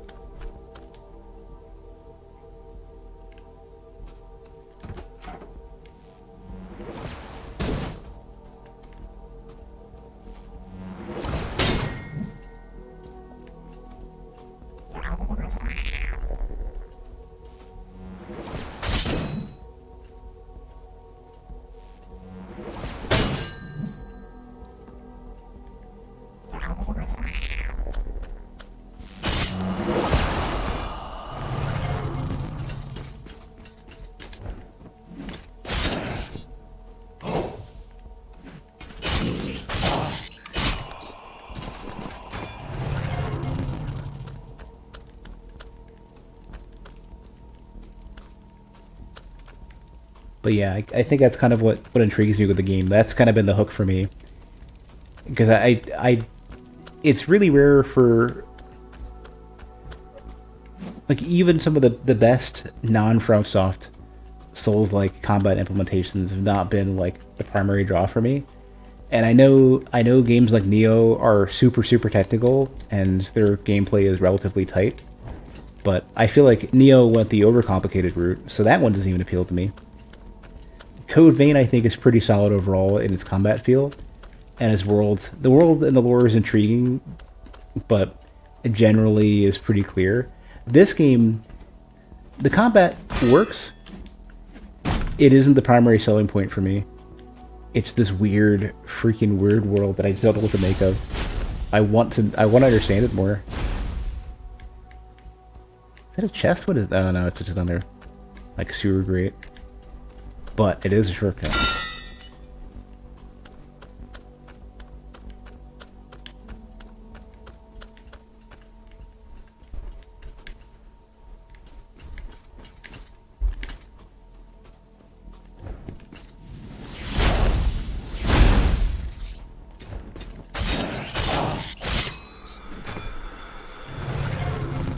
Some of my perspective of this game kind of reminds me of Owlboy. If anybody remembers that game. Owlboy's, like, combat and mechanics, like its platforming and stuff, they worked. They didn't really do it for me. But I wanted to know more about the worlds, and I don't think at the end of Owlboy, I don't think I answered enough questions to be super satisfied. But too early. But, like, they set up a universe that they could have. Oh, I can attack another dude with it. Perfect.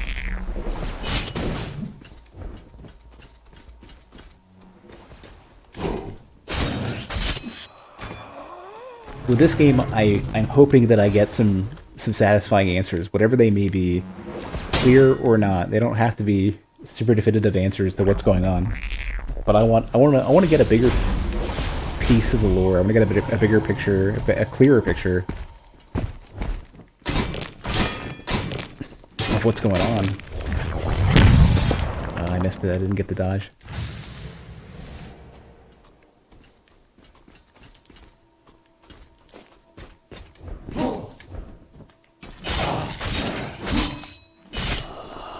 Probably should have Did anybody catch what I picked up earlier? The previous item? I think it was like a Hadronite something, or Ibonite, or whatever. I didn't catch it. I've got to pay attention to these essences as well. I've been picking up... where are they? Like, graceful essence and, delicate essence and all this stuff. Next time I go back to Limbo, I need to go and spend them. I believe they're just like soul, like consumable soul items that you don't lose.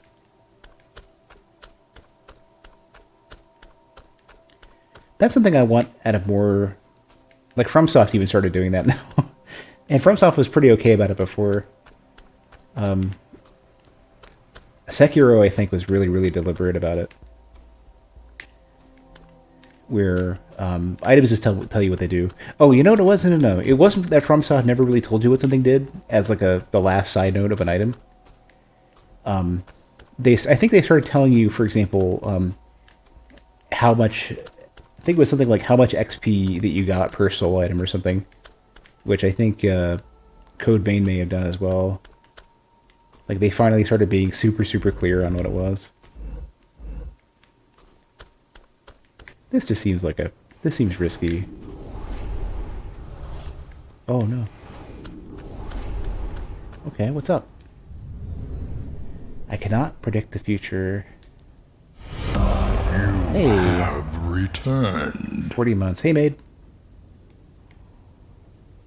I sense, I perceive, I guess, some fluctuations? Memory and observation lead to speculation and eventuality. Yet, you strangely evade that.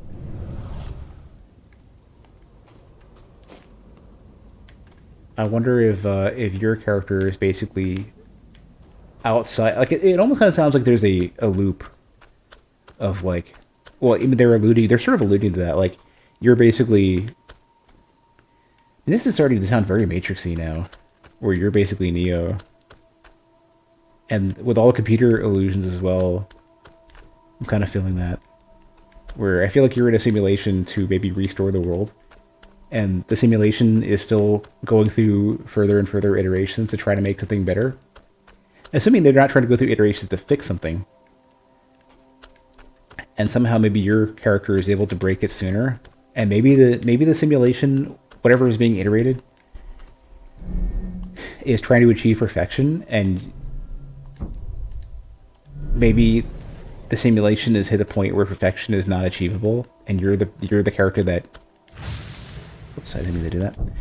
Maybe your character is essence extractor. Property of Kamos extracts all essence from an individual and stores it before redistribution.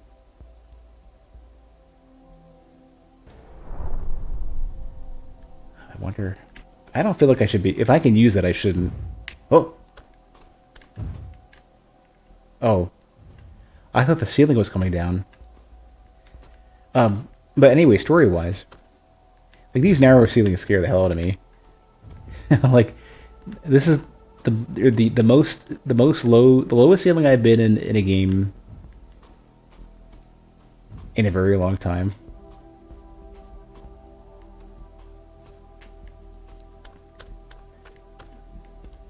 What was I gonna say though? There was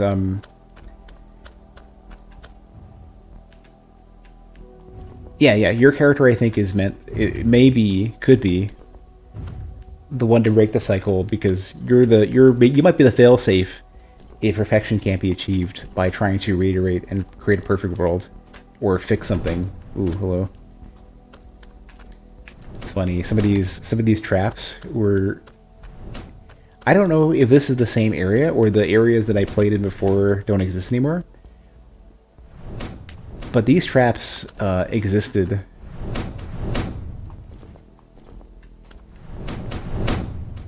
They existed in the prototype that I played ages ago.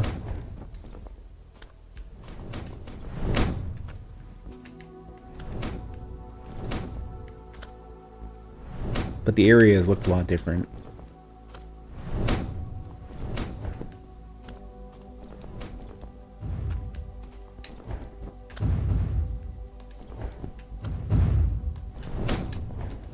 I think so, anyways. My memory usually is pretty piss poor. And 5 years ago was...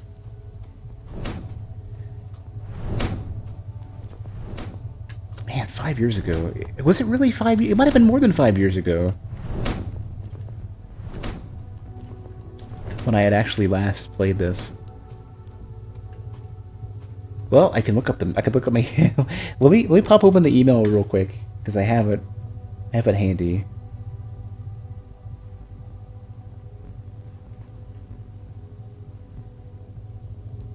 July 19th, 2016.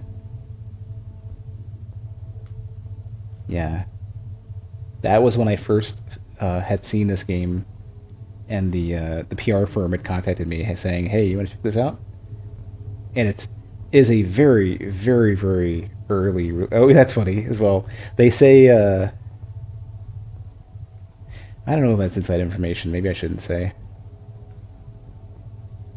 I think this game was intended to be released sooner, I'll say that.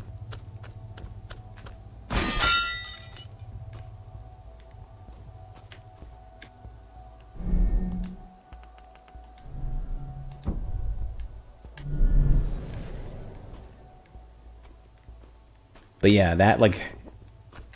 Hold on a sec. Where was I? Was I still in Michigan back then? July 19th? Yeah. Okay, you know what it was? This was not too long after Dark Souls 3 was released, not just 2. And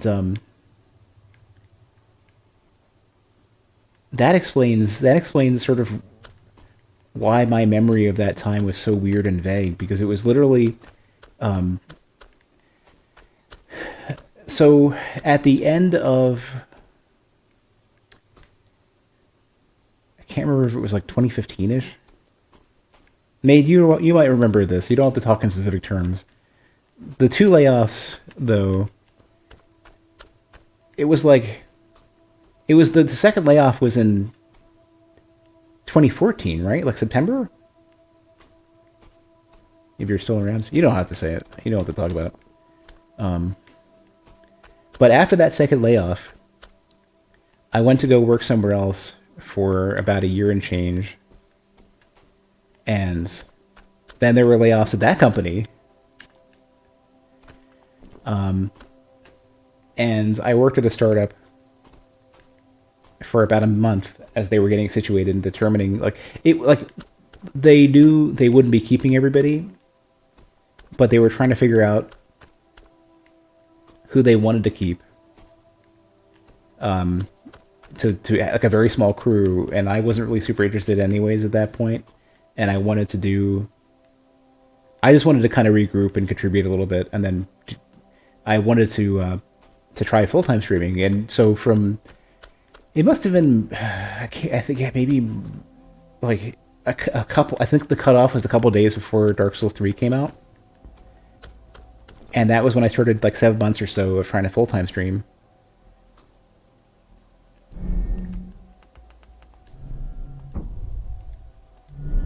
And while I learned a lot and had some time to decompress after working some really stressful jobs,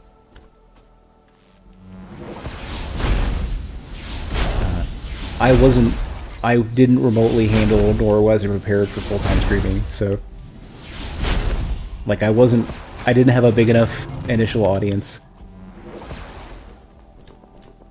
Oh, I know where we are now. This is the area I jumped up to before.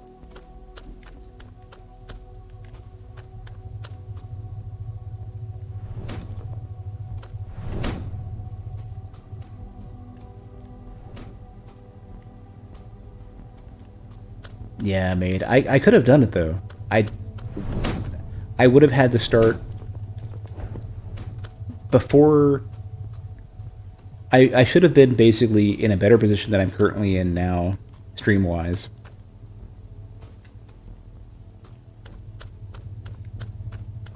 And I sort of vaguely knew then, but I really should have focused on it, as I should have got my health in order. I need to lose a shit ton of weight.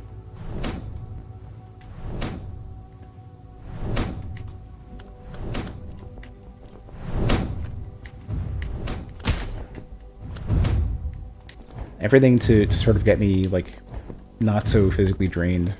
To not be so tired all the time.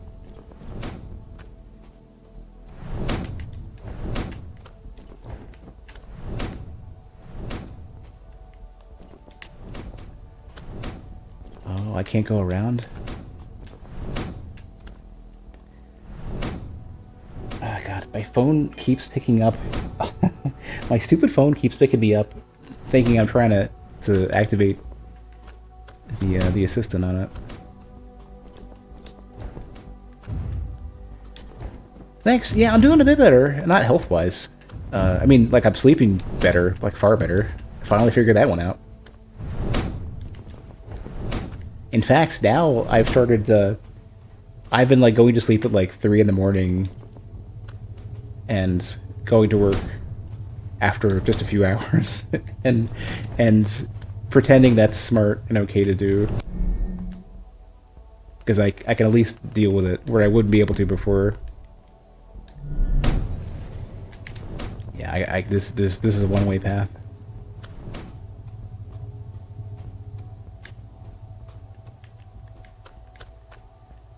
I still need to get, like, fit and lose weight and stuff. That's the biggest thing.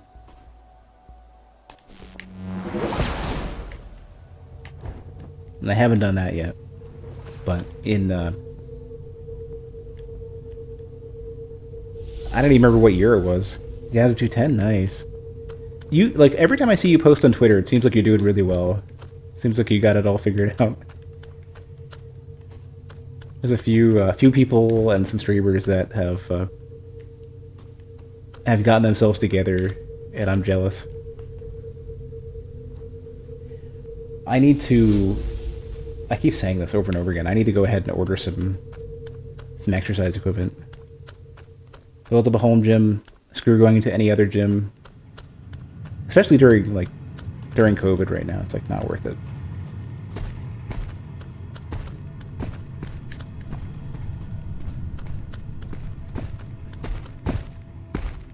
My BMI is probably like 10,000 at this point. Yeah, BMI is not going to knowing my BMI is not gonna help. I don't know why I did that. That was a mistake.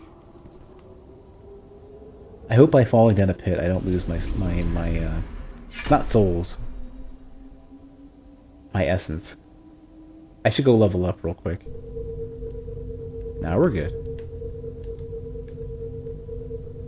Let me go do that first.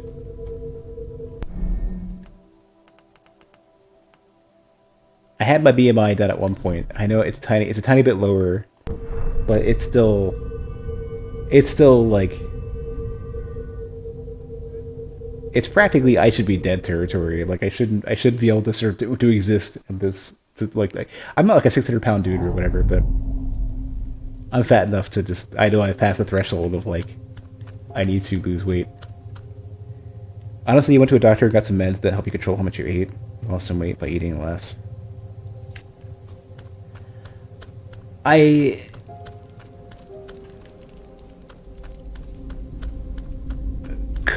probably should pursue that some more, especially once COVID. Well, yeah, that's a thing. That's a thing. I keep saying that, nobody seems to understand. Well, some people sort of agree with it. But, like, I feel like it doesn't hit hard enough. Like, the description doesn't mean enough to people that being fat is the same as being poor in how difficult it is to get out. Where, you know how there's the sort of basically saying, poverty charges interest? Uzi, like, you're gonna completely miss the point. A lot of people kind of go through that whole routine of, like, trying to explain, oh, you just do this, calories in, calories out, do all this, you know. It's not like that. And I know a lot of people can't perceive even what that's like. It's the same way that, like, being poor, people don't understand. Being poor, it's more expensive to be poor. It is literally more expensive to have less money. The same way that it's harder to lose weight the fatter you are. And people really struggled to understand and internalize that idea, because it is a strange idea. It's like the same way, you could go the same way saying, bigger mass, larger mass has more gravity. It's harder to escape. It's like two magnets getting too close together. The amount of effort required to pull them apart, the closer they gets more and more. I don't even know what I want to spend on strength.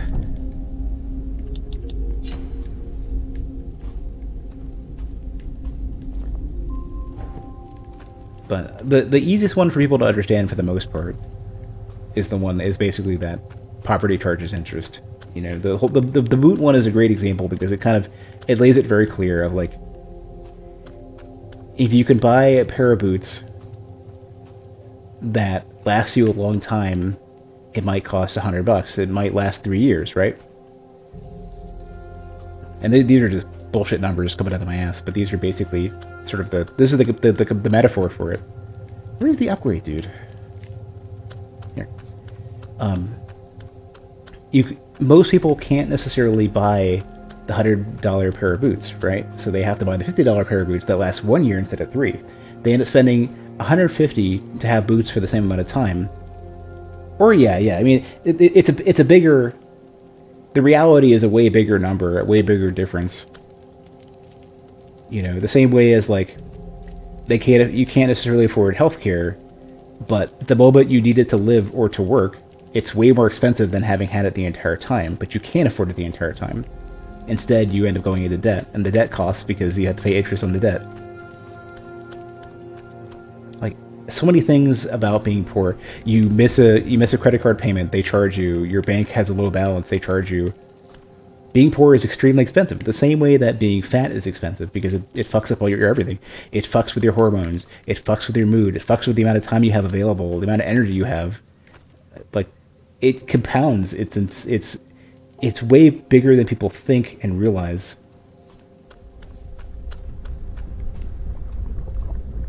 Yeah, it's the other thing. Cheap food is bad for you. Avoiding doctors is bad for you.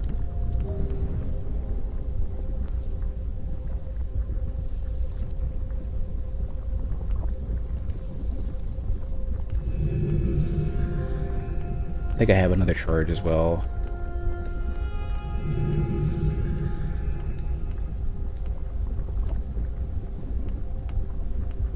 I don't think there's anything good I can get out of this. Yeah, no. Okay. Well, actually, you know what? There is, is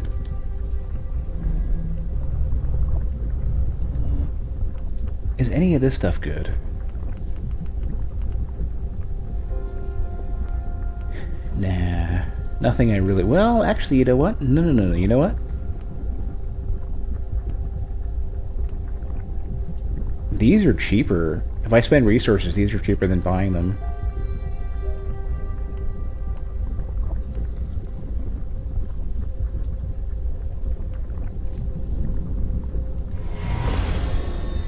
It's really weird how there's like big confirmation prompts for doing this, but there's way smaller confirmation prompts for upgrading your catalyst.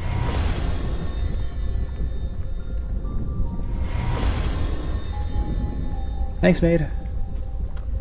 I've been really satisfied that I got the bread figured out. I still don't have really great milk bread yet. I don't have the milk bread that looks like picturesque. I think the reason why is because I've been using milk powder and I'm not using real milk. Nah, Woozy, I've spent a lot of time. Like I had a couple personal trainers. I've had a nutritionist. I've even taken. You're supposed to use both. Well, there you go. That's the problem. Yeah, I haven't.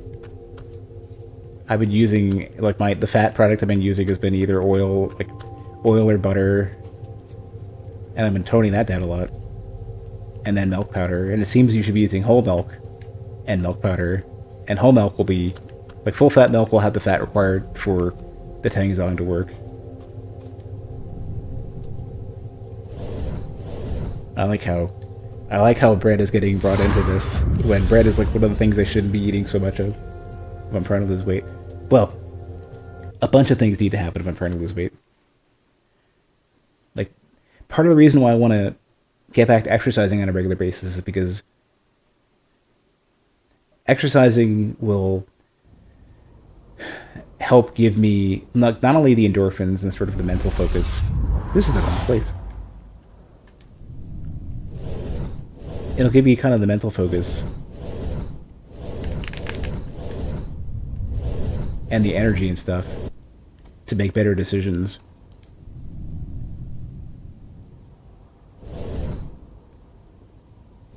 I don't actually know which one of these is the... I think it's this one?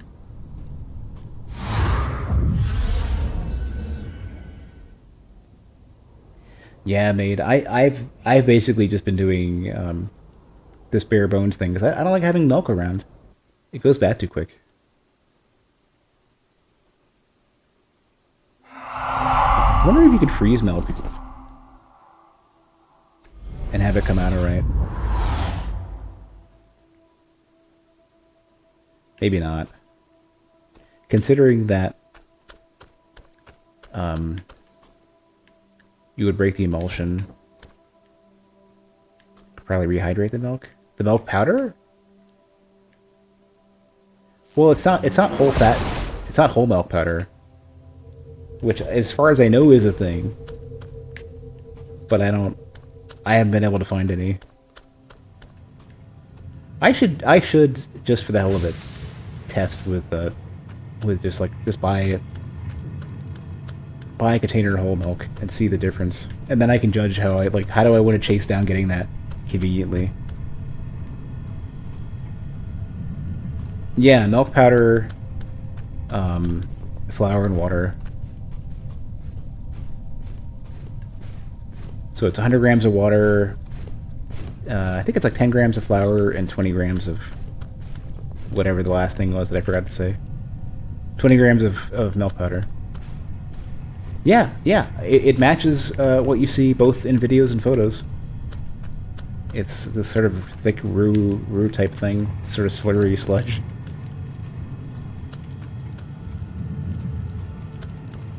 Yeah, I just think that whole milk produces a better result. And I wonder if it's because you need to include... Maybe the Tangzong needs to include your fat. And if you use whole milk, then... if you're using whole milk, then the fat is already there. Otherwise, you have to use... Am I letting my bread rest after I fixed it before I knead it in? What do you mean after I fixed it? I'm letting the Tangzong cool, and then I'm mixing it in with the everything else. Oh, I did get a key somewhere.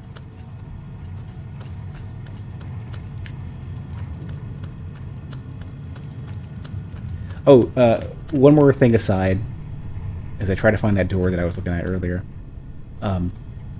One more thing regarding the weight loss stuff. I even got prescribed at one point phentermine to help give me enough energy to get my shit together. And it helped, but I didn't feel safe using it. It sort of fucked with my heart. You could feel it. It felt like I had like 1,000,000 grams of caffeine in me. And Maid, you might remember this. It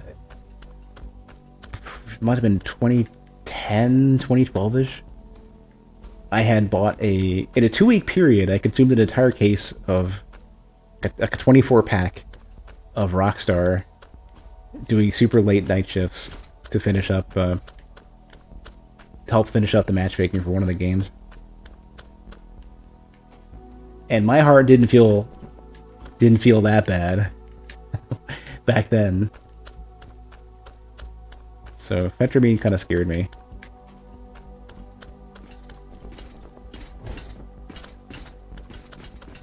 I don't, and the doctor said you don't really want to be on this for too long, so I wouldn't want to request anymore.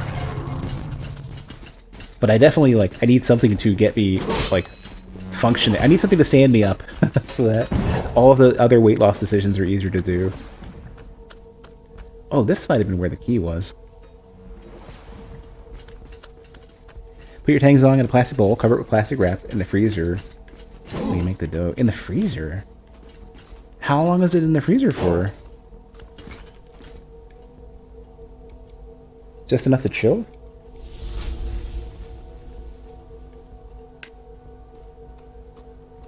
So is it just not hot? Like is it room temperature? Like what temperature do you think it's at when you Oh, it's slightly warm then. Okay, yeah. That's normally what I do. I'll make the tangs on first, to let it cool down out just on a pan. This looks different. And I'll use it eventually. Oh, that one's active. Good.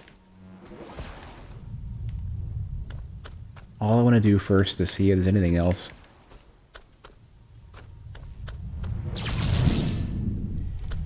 Important for it to be covered so it doesn't form a skin? Well, it didn't. It wasn't out that long. Didn't seem to form a skin. Seemed pretty soupy goopy to me. Oh, these stay active. That was the one I was looking at earlier. Perfect. There's a shortcut. Put the plastic wrap touching it. That's like pudding, yeah. They want you to put it on so that yeah, it's a pudding skin. It didn't seem to. It didn't form a skin when I was doing it. Although then again, I'm not using real milk, so it could be that it's because you're making it with any real, like 2% even milk. You know, honestly though, I wouldn't mind getting both 2% milk. 2% milk and whole milk, and just experimenting. So, there was an area that kind of looked like this.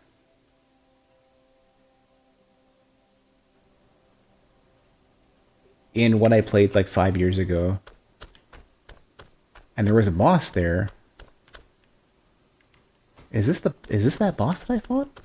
Big towering, like, shielded knight? Yeah, ooh, you're new.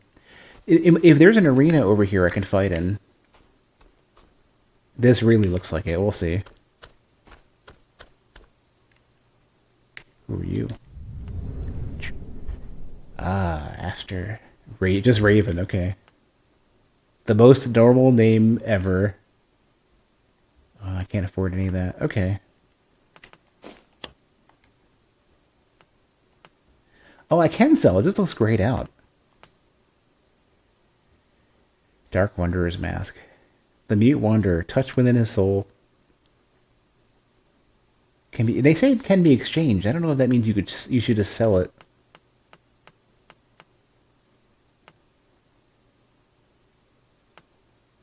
Wanderer's Mask.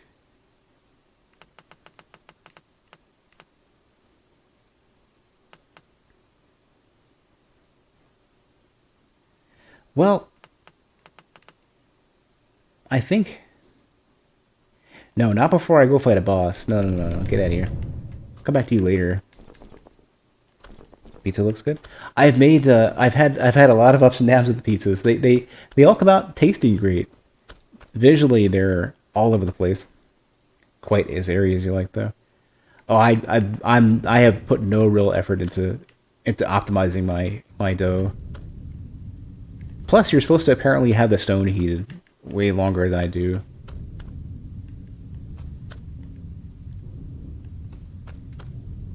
Oh, I'm putting it up too thin.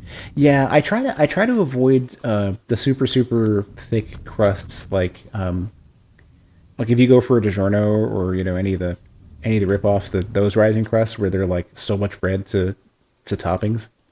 I tend to not want that, and the only cases where I do are for Detroit style pizza, and I haven't yet attempted Detroit style pizza at home.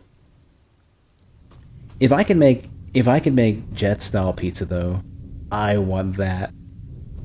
You do it right, it's not thick. I put no effort into it, so you're probably right. I really want a good Detroit style. I want Jets. Jets was amazing. Alright, what mistake? What is this? What is... Unlock. I'm sure I have 3 of these. Got this thing called an Umi. That sounds very much like one of the ones that Kenzie Lopez alt had tested. and was really good. You stretch your risen dough from the center outward so the edges keep all the air. Oh, I totally don't. I totally bullshit through it. Oh, here's some text. Okay, we got a lot. And so our civilization is organized within 8 castes and 2 circles. None of the 8 prevail over the others, and each one gains power when their turn comes or the situation calls for it. The sentients handle the research and development of sentient technologies and conscious matter, like our swords.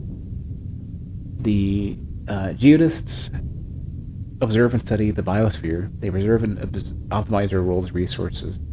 The archons protect our realms and seek complete martial perfection in all its forms. The architects build our cities, both in the ground and in the skies, skillfully melding beauty with function.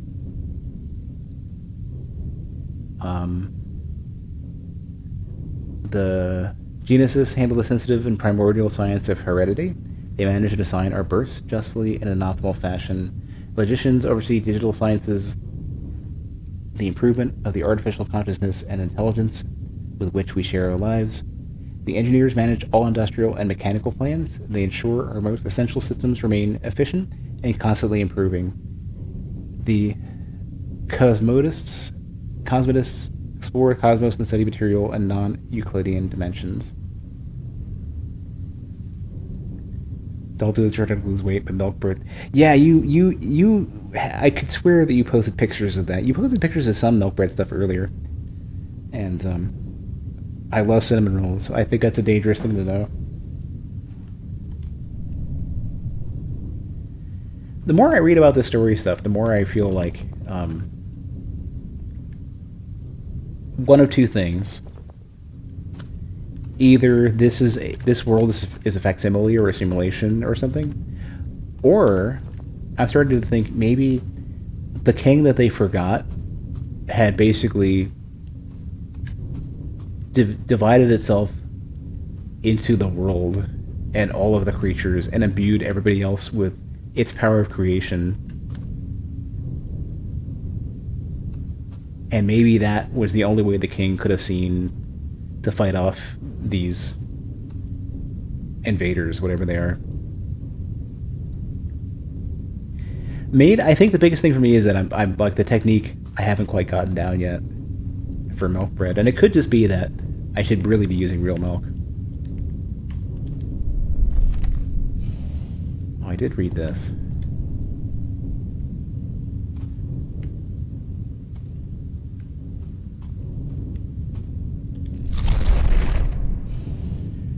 Two circles formed by crafters and artists. Every single person is free to leave their own caste to join another, or to enter a circle. For personal fulfillment is to remain the cornerstone of our society's betterment. Each caste and circle will elect 3 of its most respected members, and these 30 asters shall become the decahedron, the guiding light of our civilization. 4 logicians from the tetrahedron pledge to forever serve our cardinal lords. It is now the physical and virtual reality of these venerable beings. Decahedron Hypnos watches. Blessed by its gaze, we march towards all the great answers. And among us are the 5, who guide our doubts and escort our meandering. They mention a decahedron, though. I wonder,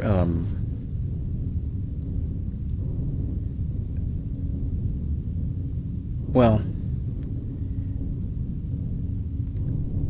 weren't there 12 demiurges? Kind of wondering if there's some sort of weird parallel, like maybe there's other worlds very similar and they've all done the same thing, venturing out, trying to conquer. Maybe they're all battling against each other. Maybe they're all parallel universes of the same creation. There is Yig, the one who guides the great mind. Or no. Yig, the one who guides the great minds, a master geodist, the only one to have uncovered the mysteries of consciousness. His thoughts outline our research, and his advice illuminates the seas that swallow our questions. There is Ivan, the one who knows, the great interface, Queen of the wise. Her body was made to house all of the world's knowledge. She solidifies and evolves every aspect of our understanding. And we have fragments from her, I guess. There's Kanos, the one who revives, the king of souls, the guardian of our memories and of our chosen immortalities. He sets our consciousness free from any form of endings. There is Karanzan, the one who travels, the door and the key, the one I've met, the architect for potential bliss, and this perfect synthetic body projected through time and space anchors our existence. There is Jurgen, the one who protects the extinction, his bleak gaze on the world with which the strength of our celestial void. I like some of this is so difficult to follow.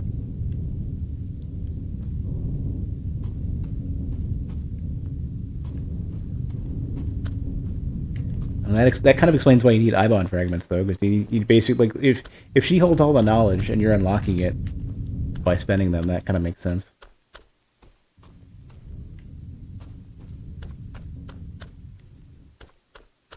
Maid, I have to say, though, what you mentioned earlier regarding relaying your experience with after you lost weight, it's easier to keep it off. I'm so hoping that I can follow that. That would be amazing. Got to make the big, extreme, costly sacrifice to get to that point, I think.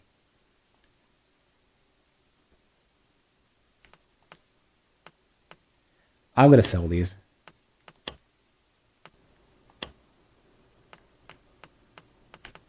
Don't I have these?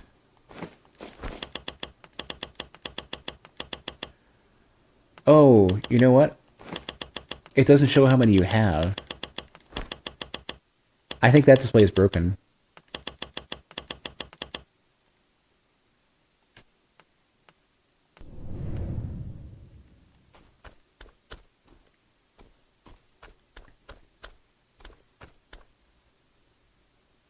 Yourself as opposed to, didn't you say you were taking something to make the rest easier? Yeah, the meds. You said you had meds to help.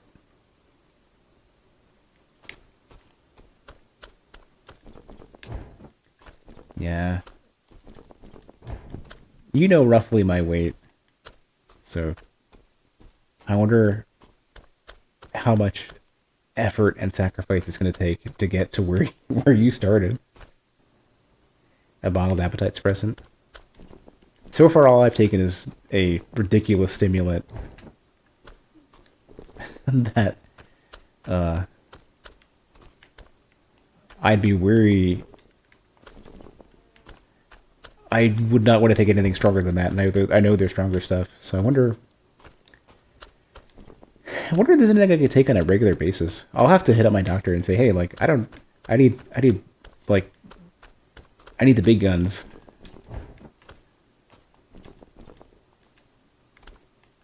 Oh my god, did I literally just do that? Damn it. Damn it. Alright, well, at least I've returned from where I, like, at least, okay, I'm gonna have to get back to there, but, well, I opened up a shortcut. This is probably my doctor. Yeah, I haven't really pushed my doctor too much, but I also haven't talked to my doctor in a long time. Basically, everything that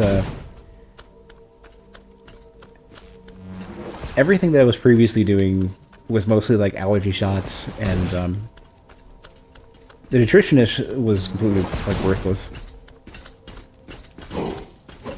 It was a stupid idea.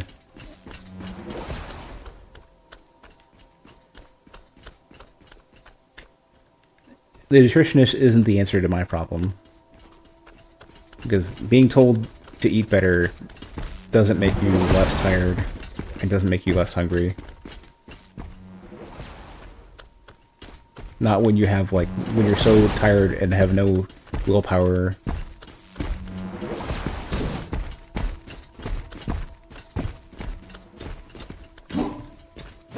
I want to find...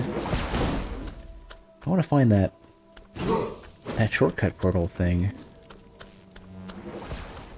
You know, it's probably at the very, very beginning, the area that I went to earlier.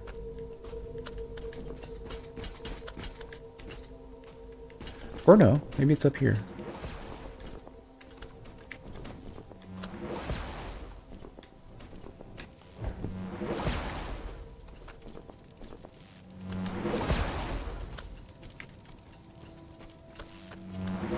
It's literally over there.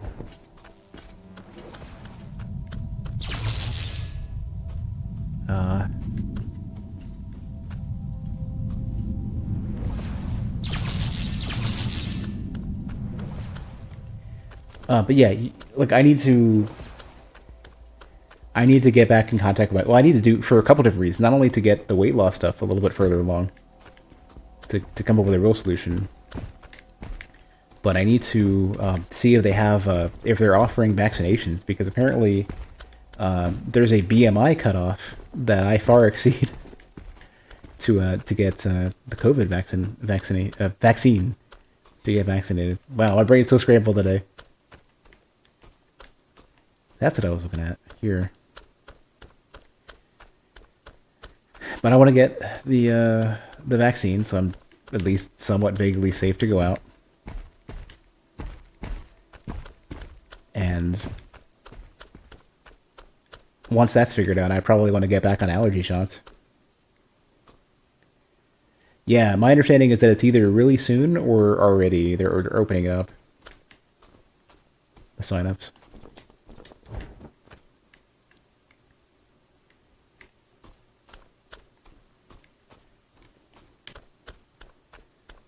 But yeah, so vaccination, allergy shots, and figuring out weight loss stuff.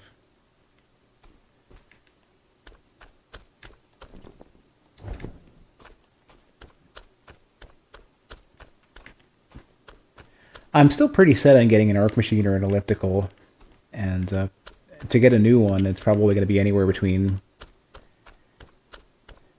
3,000 and 7,000 to buy one. And I'm probably going to bite the bullet. You don't use it enough? So back when I went to the gym on a regular basis, I was on an arc machine like every single day. Arc machine and weights.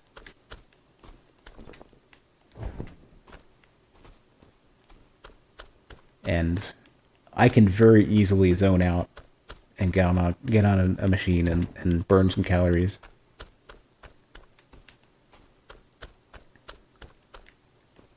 And in fact, I keep like I've said this before, but people, like anybody who's wondering why I was having so much trouble losing weight, I have lost bunches of weight before, but every time I have, something major comes up. So COVID initially, like most recently, the 2 years prior to that, I needed to spend months recovering from surgery, for sinus surgery. And that was part of why I was so exhausted and had so many other issues. Prior to that, work-related stuff, especially probably closer to more than 5 years ago.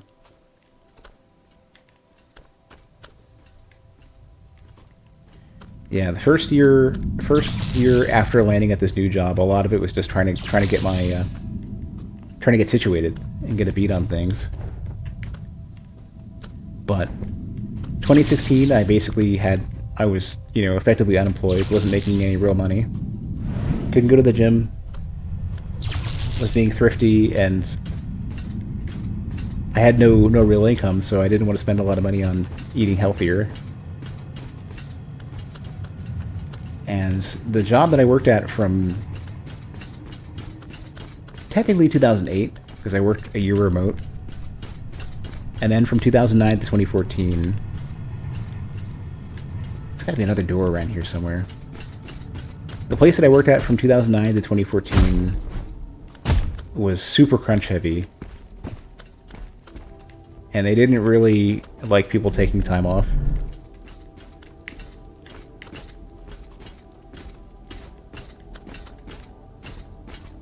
And any time that I was successfully making progress losing weight, and I did lose a bunch, I've kept some of it off. But any time when I was making good progress, I would end up getting a lot of crunch and everything would fall back apart.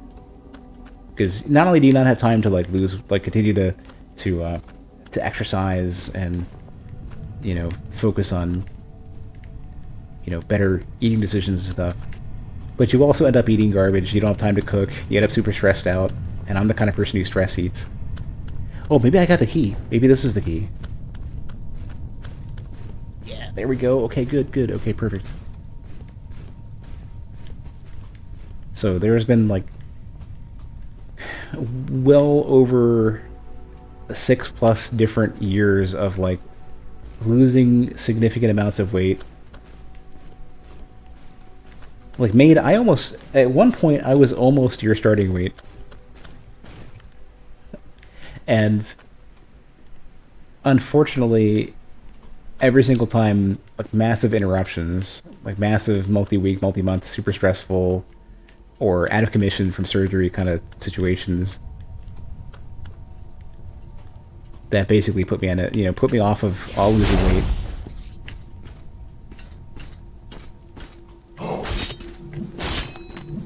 Oh, you got a 3-parter and I can't parry none of it.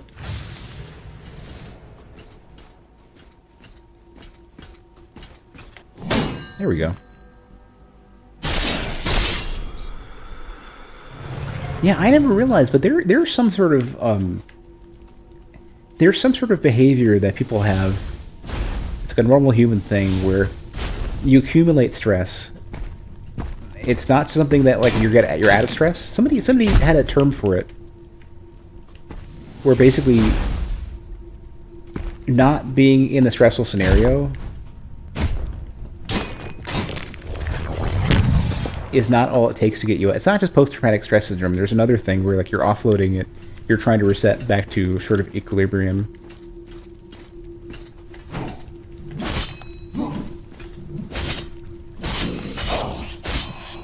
These guys are so weird to parry. But yeah, like even after the stupid Texas winter bullshit. Oh my god, I can't parry anything. It's not, but there's a term for it. It's not just cortisol, which is extremely destructive. People were talking about it, like, even though you have power, water, and internet again. There we go. You can do it really early. Nah, it's not that. Shit, I'm gonna look this up. Somebody had mentioned it in one of the local threads. I don't know how I'm gonna find this very quickly. I'll take a quick look. They mentioned it basically in one of the local Reddits, basically saying like, it's, you know, it's okay to be a bit stressed out because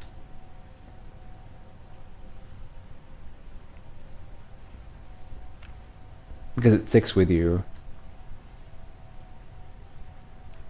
It's like a 3 or 4 part term. Let's scroll a little bit longer, see if I see it.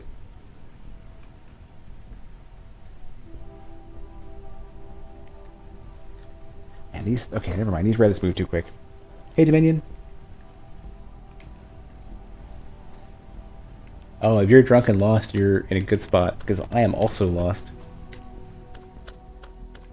I was gonna have a drink tonight, but I've been forgetting to take my my antihistamine until very late. And I don't want to I don't want to drink alcohol immediately after taking an antihistamine. Gonna stab with your knife, Dark Souls 3, servers seem to be down. They're down?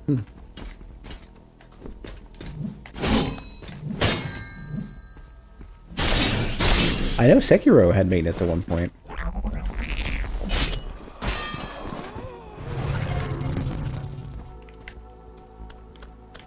I like how I somehow just end up in these new areas, and I don't know if I'm supposed to be here. Ooh, oh man, there's so many random cool, like there's so many random cool scenes and stuff in this game.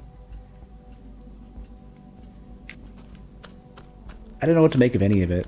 This game is so, like, strange and mysterious. Oh, I wonder if these are the eyes of the Forgotten King. I wonder if the moons in this area are supposed to be that. If there's two of them. Because they said, like, illuminate the darkness. Or, you know, how much of it is just metaphors?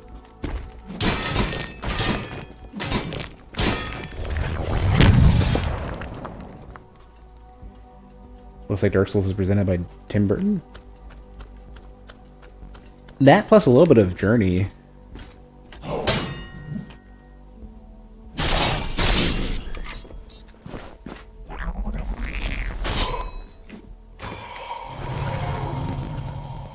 It's not so intelligible story and presentation wise though. Like, I definitely I want to know more about what this game is all about, like story wise. Like, what is the real lore of this game? Like, it's because the weird red orb that you encounter earlier is like the story that you have been told can be told a different way, and it starts with a lie. And ooh, Ashka, Code of Shadow. I accept the proposition that this plane, our material reality, is but one dimension amidst many others.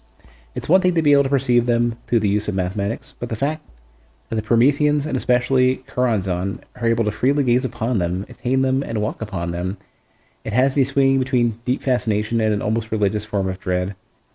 Aru the Industrial, a prototype built by the sentientist Lodge of Nefer, allows its bearer to switch between planes and become temporarily indetectable.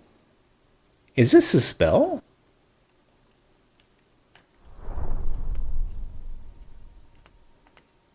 It is. Ooh.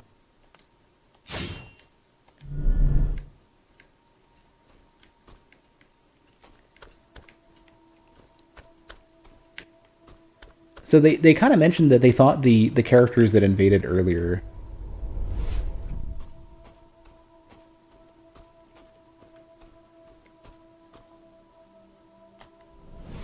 perfect. We're assassins now.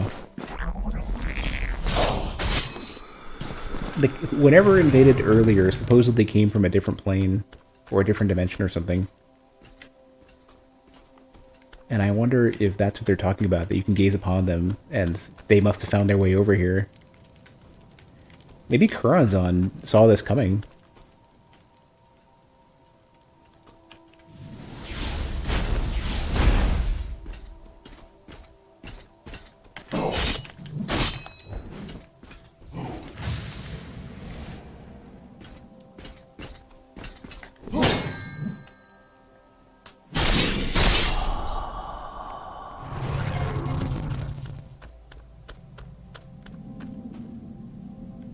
Wait, is there a second moon? It's probably on the other side. Assuming it's closer to literal, of like, those are the eyes of the Forgotten King.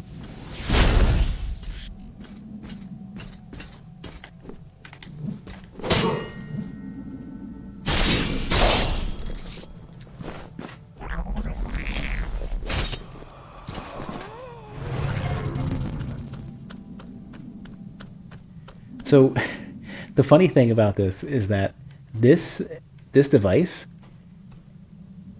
is one of, I guess, 3 different, well, I don't even know how many, 2 or 3 different objects that manipulate that gateway. Or just the one. Oh my god, it's just one. Hey, Mac and Cheese. All this travel to open up that gateway. This game is so big. This game is like the areas that you wander through. What is this game? This is Shattered Tale of the Forgotten King. It's a Souls-like with an extremely big world. Like, the areas that you traverse through are gigantic, and so much of the story is so weird and mysterious. And I'm trying to put it together.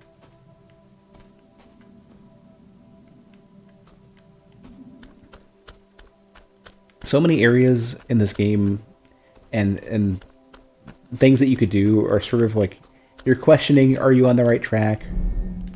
There's a lot of like, should I be here? Stuff like that.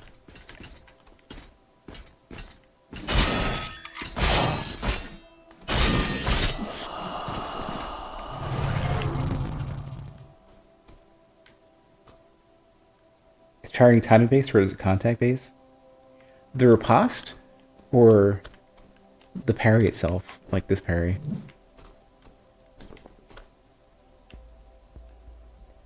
I'm playing a bunch of Valheim. It's on my to-do list. I'm playing that at some point. It's in early access, so I'm not in a hurry, but I also kind of want to play it. Crosshair, when you appears and you point the crosshair, I think, just indicates that you got it. You still have to walk up to the target. You have to be close enough to do the riposte. That was success is contingent on. It seems to only appear if you've already succeeded. Now, there's some really weird behavior. Ooh, no, the fire version. And an Ibon fragment.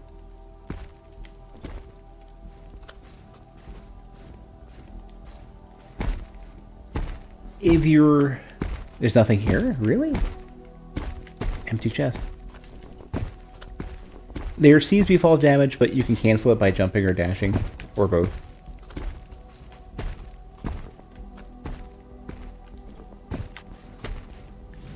And I don't know how much or when it kicks in.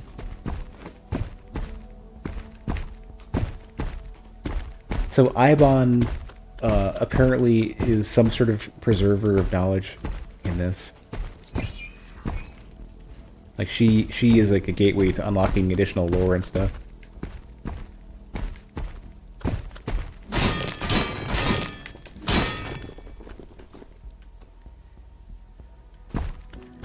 There's some behavior where basically when you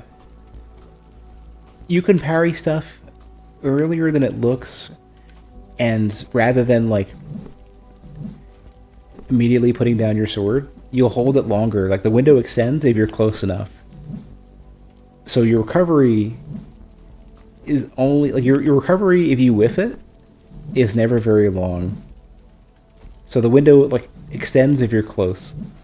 Like so for ranged weapon, like projectile parries, you can parry them much further with a much bigger window than you would think. It's still tricky though because enemies have attack timings that are unusual, like not what you would expect.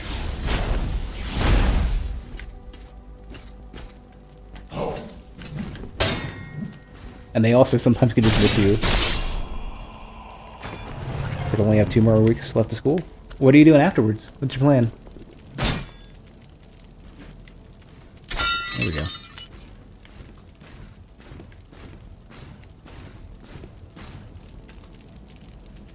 Have a job lined up. Nice. That's good to hear. Considering good, like any jobs, let alone good jobs, are hard to get these days. Well, no, it's a door. It's a door to take a fall that won't kill you, I think. Or I don't know actually. Oh no. There's a stairway. I just never look.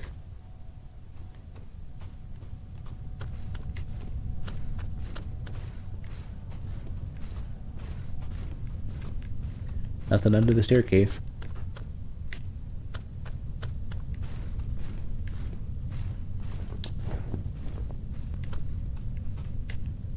Well, I'm notoriously unobservant when it comes to visual stuff. Like, I'll miss staircases and stuff. Ooh, who are you? Wait, I recognize you. I ask you to leave me alone if you were to remain silent. Hey, come on. Stop roaming around here. Well, I did activate the thing I wanted. Wait, are you... Oh, poor soul. I am terribly sorry. May Hypnos help us. You seem as lost as I am. The stars, for you too? They guide and lose us, shine and go out, and nothing makes any sense. My name is Sorhen. I used to only require a washing of the eyes for everything to illuminate, even in the darkest of moments and gloomiest of vagrancies. But even under the glorious light of our diurnal sun, there we go, yeah, see? All I see nowadays is ash. So those suns in the distance are probably the eyes of the Forgotten King. And through the ashes, broken memories fading away. My most beautiful star gone. Sur, the brightest of all, everything would become sweeter if it were found. Colors would come back. All the madness and war would be forgotten. You know, is Sur the name of the Forgotten King? If only I could find it.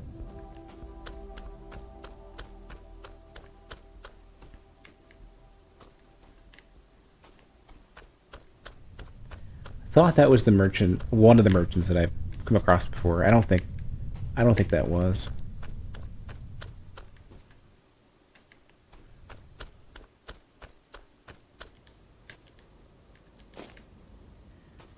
I want to find that. I want to get to that bridge. Oh, there's so much like random stuff in the distance. Like, what's kind of interesting is at least that you can see sort of stuff that are like curiosities, but like whether you feel like you're supposed to be there, how to get there, like all that, all those are like such difficult questions in this game. This game seems to be designed as to have points of interest to explore.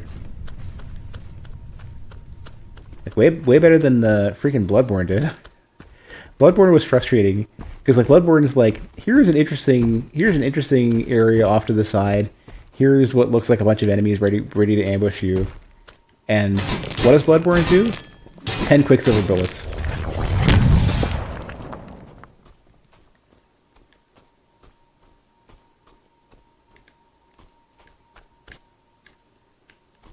It was never anything really cool except for at the very beginning in Yharnam.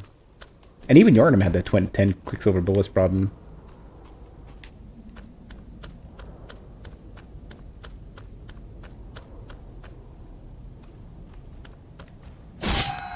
Oh, one shot, okay. In this game, usually there's like an Ibon fragment or like good Hadronite or something, you know, some good material, something worth my time. Yeah, Bloodborne was a very rude game when it came to loot. Even stuff as simple as having to farm freaking blood vials. What a stupid decision that was.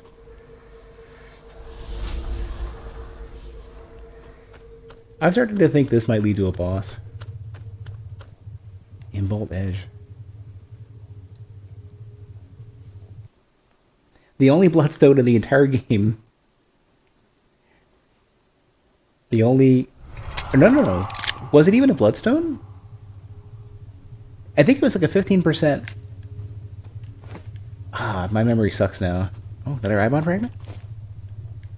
Yeah.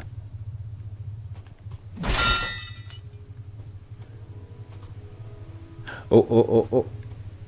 Oh, no, you don't. Crap. Probably another fight. Yeah, didn't they have the blood rock in... yeah. Wasn't that the one near the eye that would... that stupid eye thing? Hey, Tony. Is this a fight? Oh, shit. Who is this? Or... This feels like... No, what's going on here? This looks like a boss arena, but it's not. I feel like the stranger should be here. Oh, I know where we are. It's gonna crumble too, isn't it? No? I know where we are, but this is amazing. Where's the, This is an interesting connection back to here. I think. Chalice engines had the potential to add a bit of uncertainty to a playthrough. Well, the chalice engines were just terrible. Like this, the bosses, the repetition and the structure of them, and the way the difficulty jumped up and down. They were horrendously terrible structurally, as was much of Bloodborne. Should have been a separate mode. If I don't know how I would feel. What I think would make Chalice Dungeons feel like the right decision, or a good addition to the game. Wow, this is like a, this is. I feel like I hit the jackpot right now. This is so generous. I have one of those fancy teleporter deals. I've got my gateway back to Limbo, and an easy way to get back, and a save point. I should, before I go and do stupid shit, I'm gonna go level up, I think. If Chalice Dungeons were instead a separate mode where it's basically a roguelite, and you just play a separate character, maybe that's the way to go. I think they were interested in I think there was maybe they had discovered roguelites and wanted to tinker with them, and that was the best that they can come up with without like being too much of a diversion or too much of a change to the gameplay. But Chalice Dungeons just were, the fact that you could only get the best blood gems in Chalice Dungeons, and the Chalice Dungeons were so bad, ruins PvP.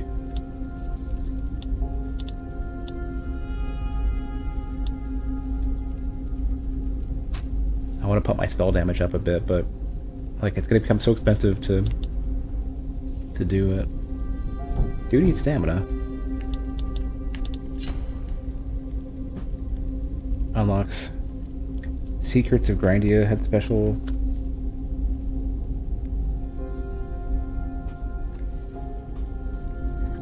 Yeah, I guess if it was like a cosmetic thing, if you wanted to grind through to get just fun stuff.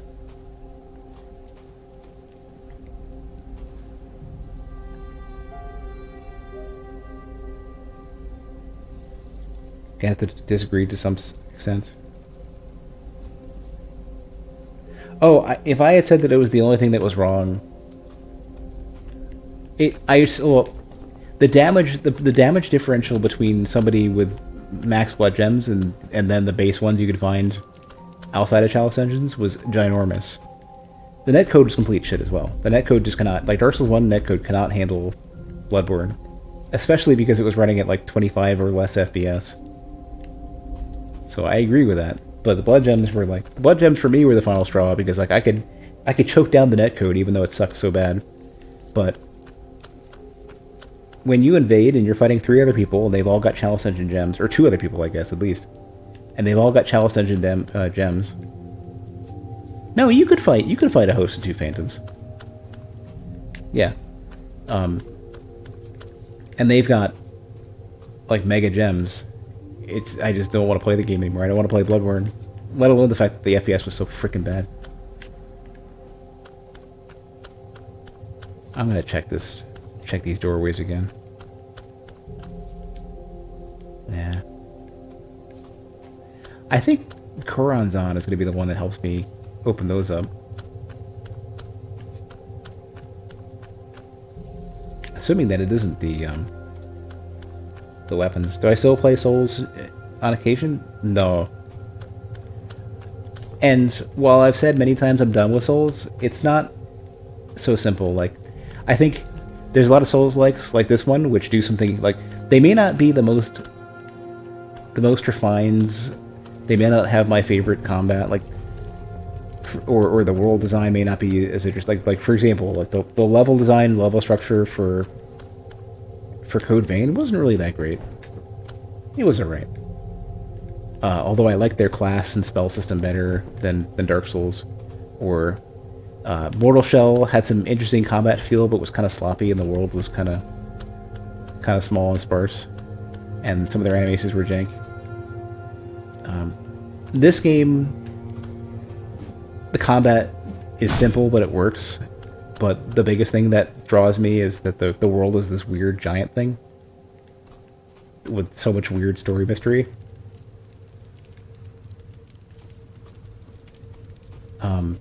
And there's so many other Souls-likes that aren't a FromSoft game that do something interesting that I want to explore, right? But that doesn't mean I don't want to play more FromSoft games. I just am done with Dark Souls 1 through 3. I barely finished one Bloodborne playthrough before I wanted it. I wanted to be done with Bloodborne by Ritus. I still beat the game and played a couple more playthroughs and did some PvP, but Bloodborne was a mess and I don't want to play it anymore. I would only give it a shot if they release a PC port and I can get it running at 60 FPS. And even then I may not like it, but I would give it another shot. Yeah, I can't, there's nothing more to do here. Sekiro, I want to do 2 more playthroughs. Or no, I want to do 1 more playthrough. I did the short ending, I did the regular ending. There's a full ending I wanted to do, but I don't know if I have the energy to do it. Does the PS5? Nah, it's FPS capped to like 30. It's the same as the PS4 Pro. And apparently the PS4 Pro, with some minor changes, can run Bloodborne closer to 60. So the PS5, with a patch, probably could run Bloodborne at 60. And I would have had a PS5. Where's the place to be then?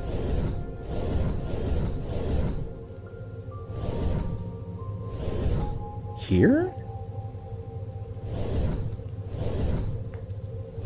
Where did I even come in from? Let's try this one.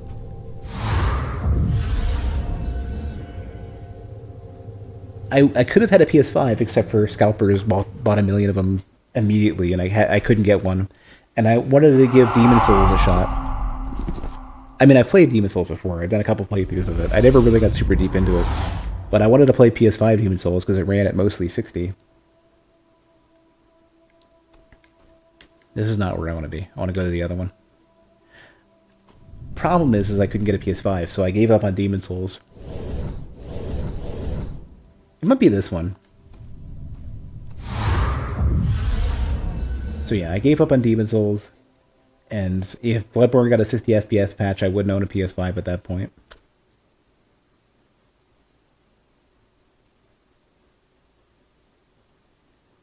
Warding, you mean, is 80%.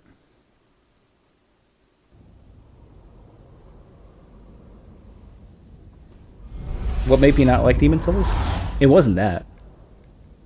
It just, I had a fine enough experience the couple times I played it, and the PvP was so broken I didn't want to bother with it.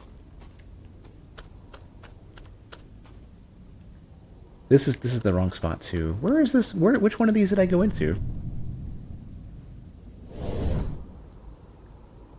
It might have been this one then. Oh yeah, it has to be because it's not that's not the other one with the big giant tower in the distance. But yeah, Demon Souls is extremely broken for PvP, and I didn't play it early enough to like it. By the time I started PvPing in Demon Souls, everybody already had broken curse weapon, this and that. So remember the blue problem video I posted a while back for Dark Souls 3? Yeah, I think I made it unlisted, but like the point I made in it, I still stand by. That FromSoft doesn't know how to design and thoroughly implement a PvP ecosystem that works.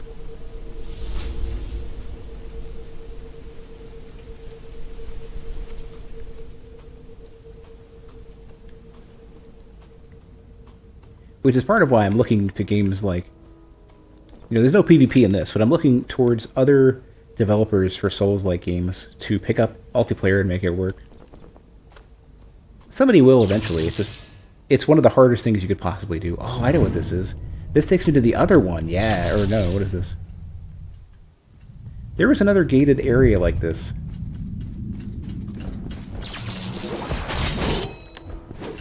Dick had to shoot me. Where's the one that shot me?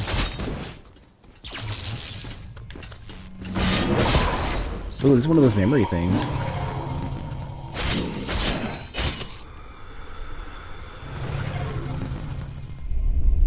I think I already activated it. Yeah. Yeah, I'd met this one before then. Think you would need dedicated servers? I don't know if that's a requirement, because GGPO and other rollback fighting games can figure it out. I wonder if you can apply that to a 3D game. The 3D, like, the 3D fighting game for very small scale PvP. Is Absolver worth getting into? Not for the community, but I want to get more. I want to play with more people. It's you again, other merchant.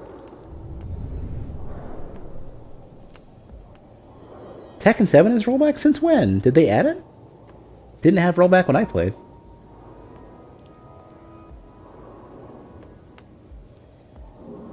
More if you need to make it handle 6 players. Season 4? What? Really? You're going to add it? I wanted to learn how to play rollback, or I wanted to learn how to play Tekken 7, but on top of wanting to play Geese, and his inputs are ridiculous, there was no way I could play it online. Looks like God Hand. It is not God Hand. It is nothing like what I've seen of God Hands. Funny thing is, I'm pretty sure I own a copy of God Hands. I'm pretty sure on the original, like, GameCube or PS2. Don't even remember. I'm pretty confident I own a copy of it.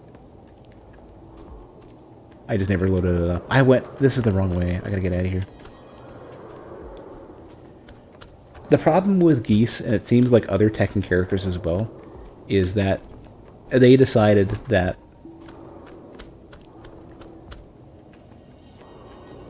ooh, I need to be here, I think. They decided apparently Hirata loves weird inputs. Yeah, this is another one of the Watchers. I don't know if I've been to this one yet.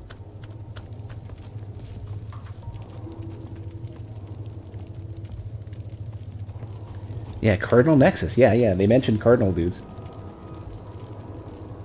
Yeah. But apparently Hirata loves weird jank-ass inputs, and it has, like, a lot of the inputs are, like, these weird... Oh, I've done this one before.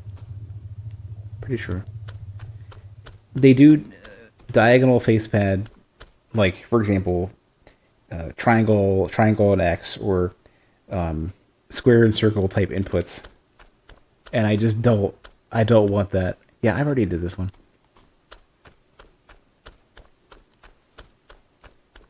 I have no interest in overcomplicated bullshit inputs. And Tekken 7 apparently has, like, a million moves for every character. And I find that incredibly intimidating. Especially when I suck at, like... I suck with Ryu in Street Fighter 5. Like, I'm barely able to... I'm still bronze tier. Never missed Dark Souls 1, not the game. Like the seemingly golden age of Souls. I miss the state of Twitch and the community.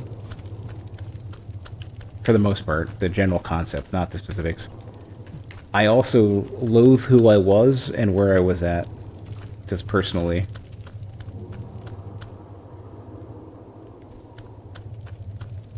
If I could be my current self in a Dark Souls 1 type scenario, I would have been a full-time streamer by now. Among many other things, I would have had a lot more shit figured out. Most characters have some sort of motion input requirements. Geese is kind of on the high end. My understanding is Geese is extremely complex. You watch my old videos a lot. Many of them, a reasonable chunk of them are still on the extras channel. Akuma is higher, really? But his moves are, his input's simpler. At least I think it was. It's supposed to be modeled after Street Fighter 4. The most complex thing Akuma had was, like, FADC shit. I found that a lot less complex than hitting weird combinations of face buttons.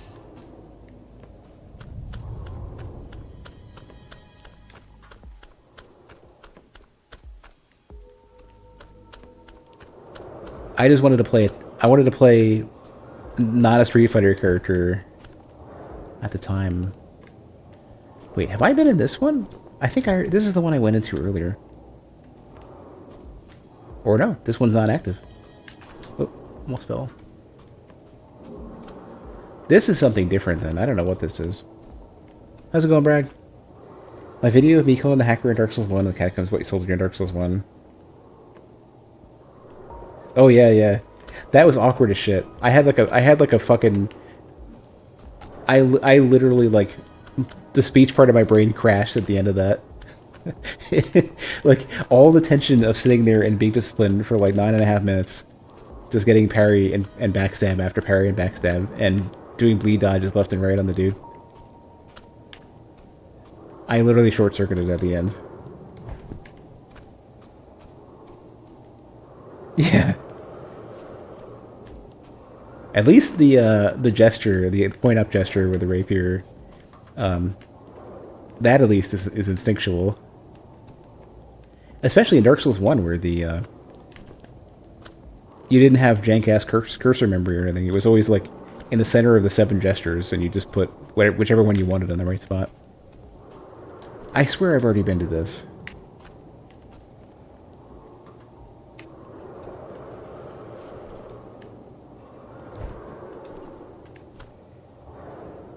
Remember my first online parry? No. I remember specific ones though. I parried a dude to the ground once. I literally parried him into ah, crap, I've gone so far backwards. Oh, you know what's so weird too? This world is way more connected than it looks. This world is seamlessly connected. Because if I can get here from all the way back there, and there's so much more world over there, I think this entire world is like one unit. Even when it seems like you're teleporting from place to place, I think this world is more seamlessly connected in one piece than it looks, with the exception of the Cardinal Nexus. How's the game so far? It is a big, strange, mysterious thing.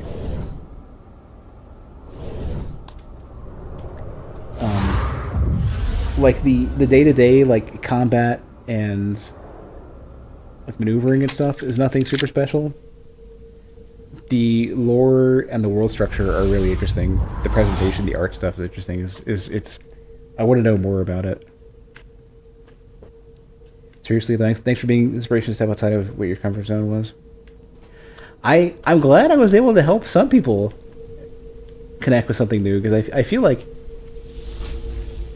I've, well, two things. I feel like I didn't make a significant difference overall with my streaming, and the other thing is that I, to some degree, kind of feel like since Dark Souls 1, I've done nothing significant, except for with Dark Souls 2, where I got magic nerfed from then on out. For Dark Souls 3 and Bloodborne, I got magic super nerfed.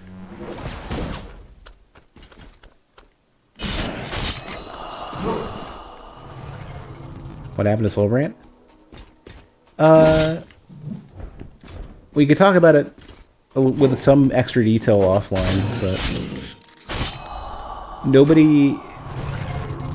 Soulbrand kind of mostly existed in name rather than in presence. Like, there wasn't a ton of... With the exception of maybe like once a year or some specific thing happening of like connecting for PAX or E3 or whatever. Almost nothing really happened for Soulbrand. Nobody really connected to any real degree. Some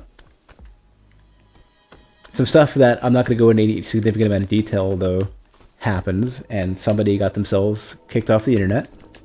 And I'm not going to go any further. I'm not going to go into any more depth than that. But on top of that, I ended up sort of realizing that Soulbrand really never connected for any real significant amount of...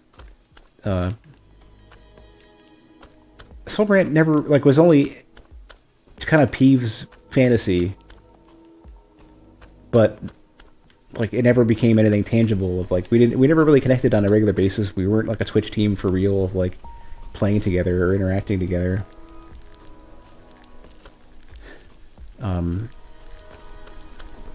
Have I already been here before? And I decided that, like, it wasn't worth pretending that we would ever connect to play games or whatever, or to hang out. And I kind of just bailed. Yeah, pretty much, Bragg. It was like, whenever there was a big Souls-related event, there was people you could count on to interact with or whatever. to hook up with, but that was about it.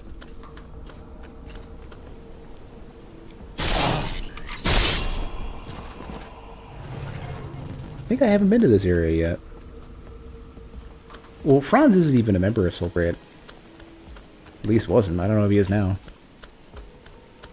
But I ended up bailing on Soulbrand just because it's like nobody ever connected for any real reason. Nobody connected to play games on a regular basis. It wasn't a group. It was it was like an incidental circumstance at best. And why should I pretend anything else? Why should I pretend otherwise? So I figured I'd just go to the let's just be friends kind of route. It doesn't have to be negative. It didn't really have much of a meaning. The problem, though, was that it left the illusion that you'd have people to play multiplayer games with. Like streamers you can connect with to play games, and I've already been here. Damn it, I recognize this place now. And I didn't want to have that illusion hanging over me, pretend like to make me think that I should hook up with other members to play games.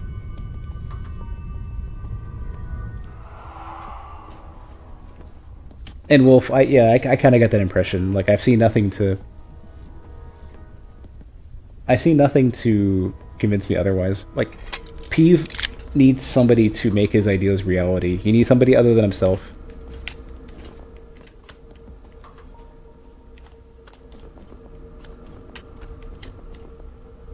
Can I not get up here?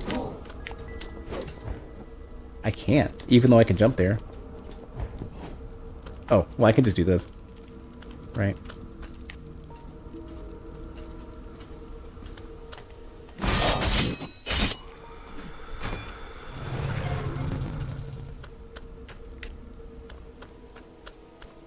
Like, what was it? What was the example? Somebody was talking about somebody writing stories and then needing somebody to read. Oh, shit. Who was the? Crap. Kojima. From like all the Metal Gear stuff, he needed somebody. He needs people to help structure, edit, and facilitate his ideas. I'm going the wrong way.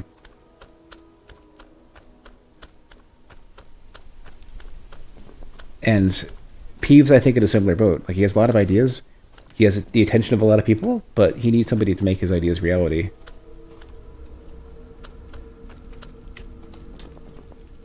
Ooh, there's another lore bit that I can get to.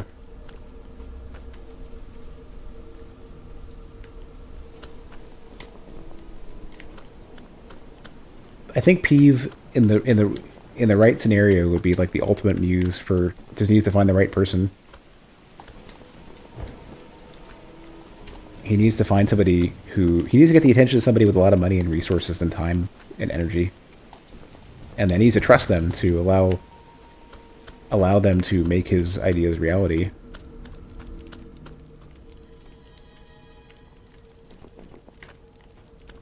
Yeah, I can't get around here. Oh, this is gonna have to be. I'll come back here later, I guess.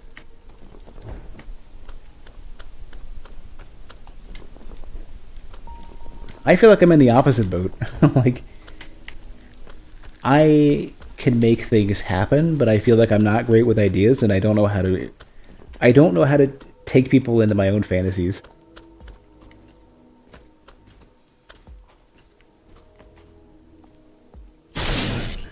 You know, for example, I would love to get a community together to play Absolver on a regular basis. I'd love to get a smaller community to play Street Fighter 5 on a regular basis, and hopefully they're all as bad at the game as I am.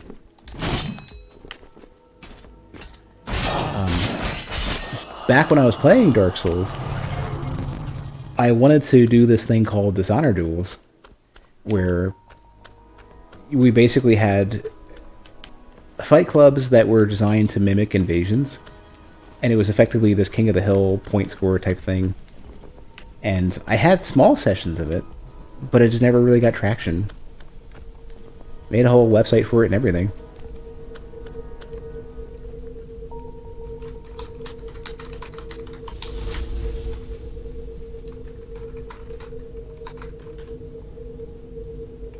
Here's the link. But Dishonored Duels was an amazing concept, and if you read the document, there's a link in there. They were basically duels that were good, and it would have been an excellent event to organize. Yeah, where should I be? I got to this area. Yeah, invasions are definitely by far like the strongest point for Souls, for sure, 100%. But that was an alternative that fit the Fight Club structure.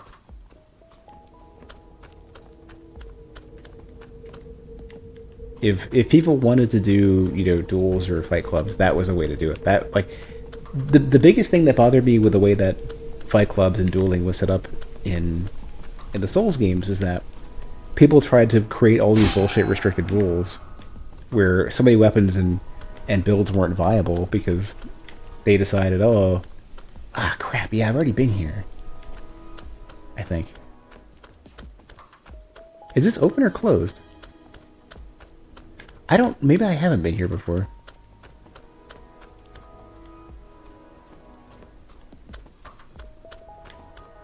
I don't know if I've been here. Or no. No, yeah. I made the loop. This is the loop. This is back to where I came in earlier. Should have been 165. Realistically, Dark Souls 2 meta should have been max tier. Yeah, Dark Souls 2 normalized at higher level. Same way that Dark Souls 1 did.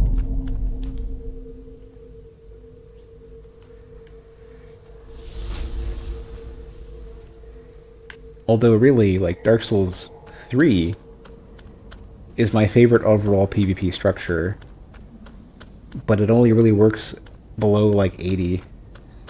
It falls apart above because damage goes up too high and defense doesn't follow.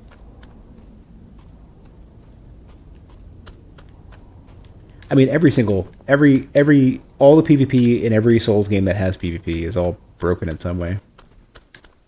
I remember even in Neo, when they had PvP, guns were broken.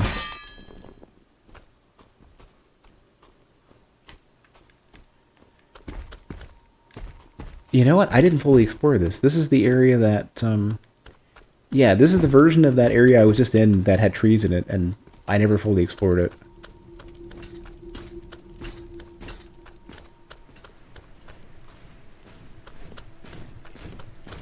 Yeah, I will admit I didn't... Okay, go backwards from here. I will admit I didn't really dive into Neo at all, because the network test for Neo sucked. The alpha test for Neo. The problem was not even the game, it was the backseating. There was so much angry backseating in Neo that I just put it down. And I think Neo is probably too complex for me to enjoy.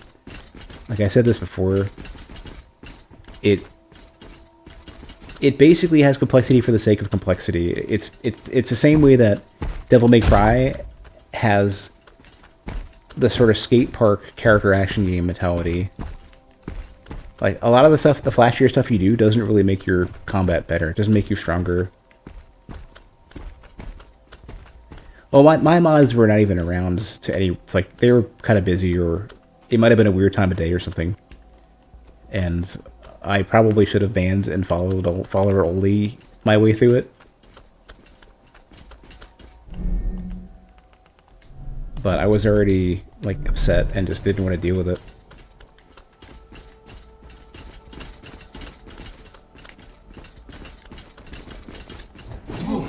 And I'd like Neo. Based on the network test, I do not want to play it. Like, and having watched other people play it, it looks obnoxiously overcomplicated. The same way that Devil May Cry has a lot of complications that they're just style points. They don't do anything for the combat. They don't make you, like, they're not the most efficient way to do damage or kill anything or move through the world. They're just to get a value, like a number that tells you you're cool or not. And I'm not saying that's bad overall, because, like, you know, Tony Hawk Pro Skater exists, And the entire purpose of that is to look cool and to do cool tricks and stuff. And if that's your thing, it's almost like saying, well, dancing doesn't accomplish anything. Should anybody ever dance? It's like, well, I mean, no. You can dance as much as you want, whatever feels good, whatever you like to do. It's not for me. Or singing out loud or whatever, It's like, these are all things that are pure, like, artistic expression sort of satisfaction. But they're not. There's a mental functionality to it. There's no physical functionality to it.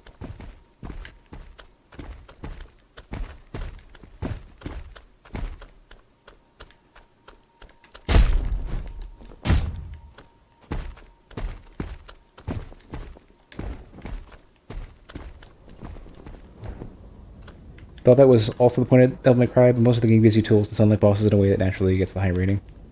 Well, the way it's presented from the outset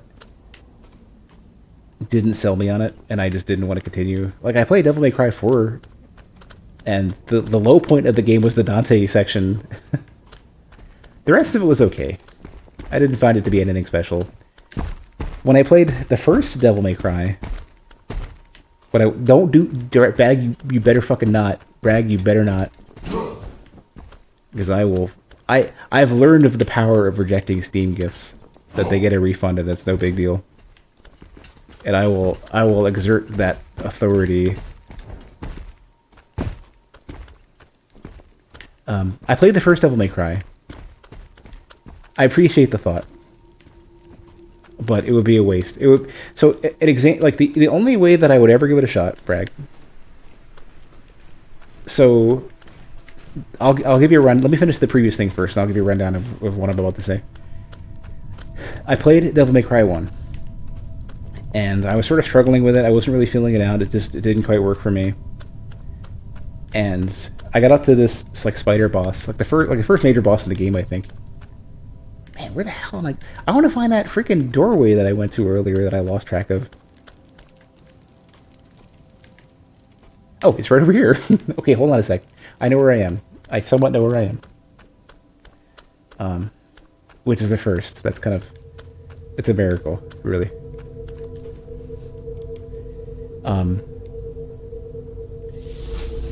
The spider boss was kicking my ass, and I wasn't really getting a feel for... It might have been a scorpion, I don't know.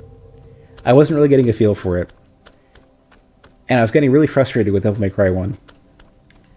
And then I was like, okay, let me just, like, brainless mash this thing to death. And it died in, like, 2 seconds.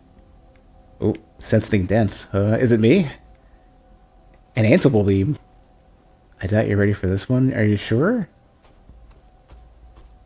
I handled myself with the other ones pretty well. Also funny they mentioned Ansibles. Yeah. Ender's Saga reference, I guess. Okay. So yeah, I put down Devil May Cry 1 after trouncing the boss, acting like a big dumb caveman, grunting through it. The so-called Unga Bunga strategy, according to Maximilian and some other people. And I was like, okay, Devil May Cry is not for me. And then I put it down. And I only tried 4 because Penguin had donated it a while ago. Okay, next topic. I'm following up on these. So regarding if I'd want to try Neo 2, the only condition in which I would accept trying it would be the same one that Osaki put me up to with No Man's Sky. Because I was completely not sold on No Man's Sky. I didn't think I would like it. And Osaki was like, it's fine if you don't like it. It's fine if you put it down. I want you to check it out and see what you think. And I'll buy it for you. $60 game, here you go. And I'm like, alright, that seems reasonable. I played it a little bit. I gave my thoughts, and I put it down forever. And then I picked it up for like an hour or so to play with Bro with a Fro for just a little bit. Post first major update. and it was improved, but it was still the same kind of old thing I just didn't like. It felt like a game. It felt like an idle game where you were actually not idle. It felt like a thing to keep you busy without a lot of substance. Okay, third thing, Elden Ring. I have seen it. All I've seen so far was a dragon flying over most of what I've seen. I saw a flail and a dragon flying overhead with soul mass firing. And that's when it occurred to me, oh, this is probably closer to a Souls game than I thought. I thought it was going to deviate a lot more from the formula because I thought it was going to be... I thought it was going to be a significant deviation from Souls, both because of Sekiro and because of J.R.R. Martin. yeah. Well, who knows? Maybe the jumping and the sprinting and the movement will be better. Maybe they're further carrying over what made Sekiro feel good. You don't mind if I end up not sticking to it? You're not trying to attach any strings when you're offering it? You play any length of time off stream, on stream? Bear in mind, I mean, Bragg, it's effectively going to be throwing away your money because I expect to hate it. I absolutely expect to hate it.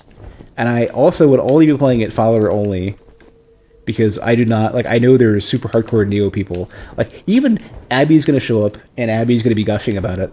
And I'm going to be trying so hard to just, like, not be overwhelmed with, like, a mix of backseating and excitement that I can't resonate with. That's how little I want to play Neo. But if you want me to give it a shot, like, I'll probably go to, like, a first boss and see how I feel or something. But it's effectively a waste of money. I don't want to co-op with somebody who's just going to run forward and kill everything for me. I'm not doing that. It would have to be solo. But don't do it. It's a waste of your money. Also, while I'm trying to finish that thought, I recognize this. This existed 5 years ago. Not this area. This area was completely different. People running ahead and killing stuff for me is why I stopped playing Monster Hunter World, and I want to restart that playthrough. Wolf, hold on. You slow down. The games that I own / am jumping on, I still can't go through quick enough. And even Neo, I'm in the same boat. I need to bring that up. Like, I don't know when I'm going to play it. I really don't want to play it. I don't want to play Neo if I can avoid it, but I would give it a shot. But I also, like, I don't know what I'm doing in terms of, like, my next stream is by the queue of games that I want to play. I already got a couple of other games that were gifted to me recently that I want to go through as well, like Minute, and another game that was gifted to me that I cannot remember the name of, but it was some sort of SRPG type of thing that I kind of wanted to check out. And Minute and the other game I do want to play. But let's go back to the topic at hand, because there's going to be somebody on YouTube, I'm sure, yelling at me for not moving forward. And I'm going to feel guilty. This area, this arena, 99% sure there's a big giant Tower Knight looking dude that's going to show up. Because this, I'm 99% sure, something very similar to this was in the game, I think it was the very end of what I played about 5 years ago. I could swear. The area leading up to it is not the same. I don't think, but this looks very familiar. Pretty sure. Praetorian. Yeah.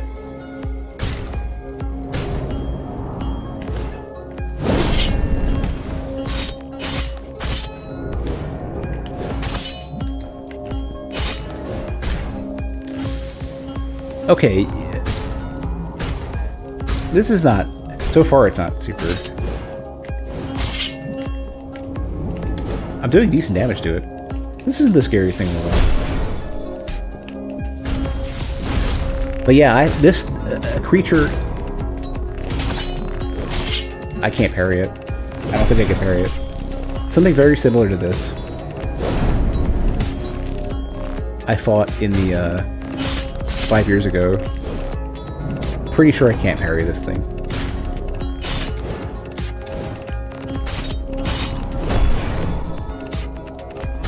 I feel like I had a less upgraded weapon or something Or it was level 1 when I fought this thing in the preview.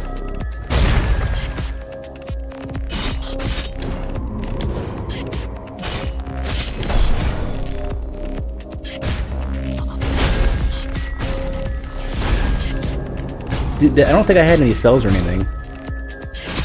And the animations were a lot more rough when I mean, it was 5 years ago, so it makes sense.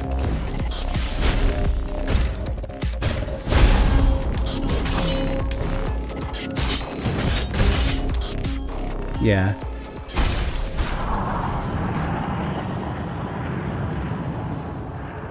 Man, it's weird. It's sort of like fighting something from the like early, extremely white boxed preview of the game 5 years later is something else. Can I see both of this? No, I can only see one. Both of the sun moon things. The eyes of the Forgotten King. Yeah, I had a much easier time this go around with this boss. Hey, thanks for the raid, MT. Welcome, everybody. I don't know how much later I'm going to keep going, but I can give you at least 10 or 15 minutes. I do want to save, though. Now that I've killed the big bad dude that I fought 5 years ago. The arena where I fought this, like the area preceding this boss in the preview that I played a while back was so much different. It was some sort of snowy area, I'm pretty sure.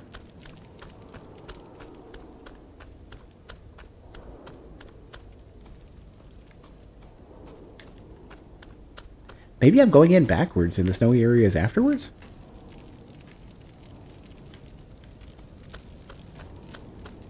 Interesting that Yaak, though, says, like... Yaak is like, you're not ready for this.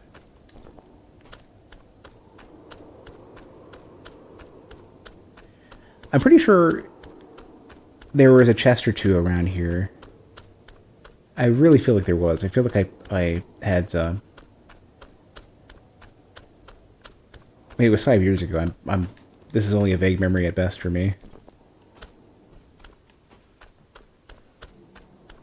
Well, I did remember that was a Tower Knight looking dude.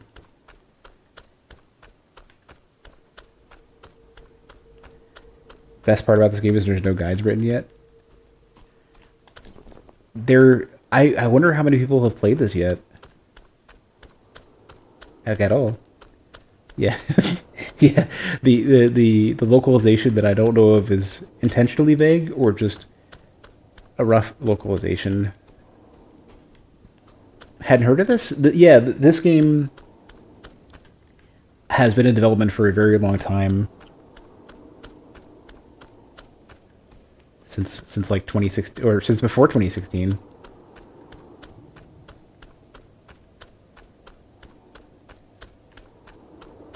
Well, before June 6, 2016. So I don't know how much earlier. Like, I don't know how long the prototype had been in development for. Feel targeted by that statement? Well, I mean, not everybody has been following me since 2008 when I first started streaming. Under a different nickname.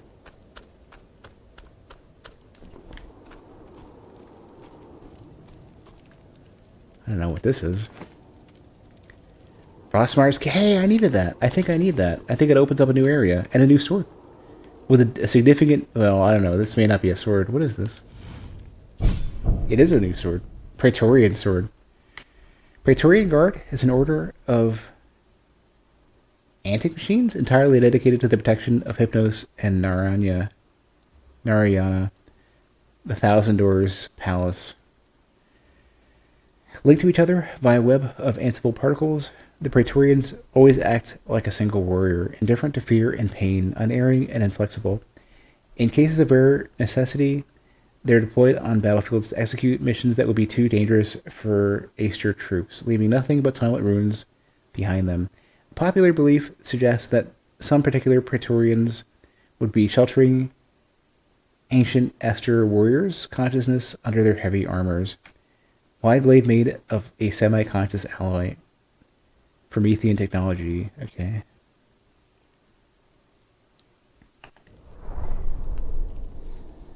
Oh, the rough translation. Yeah, yeah. Stronger.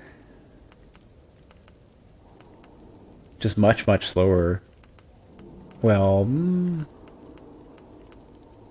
no.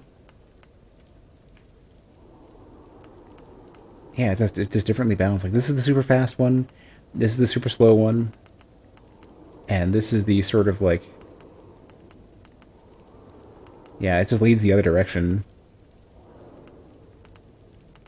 This is like ultra great sword. This is great sword. This is like dagger, and this is just straight sword. But yeah, the translation just makes you wonder if it's... I think they're just like a lot of it is them being intentionally vague and having a story that you're supposed to really be putting a lot of effort into trying to understand.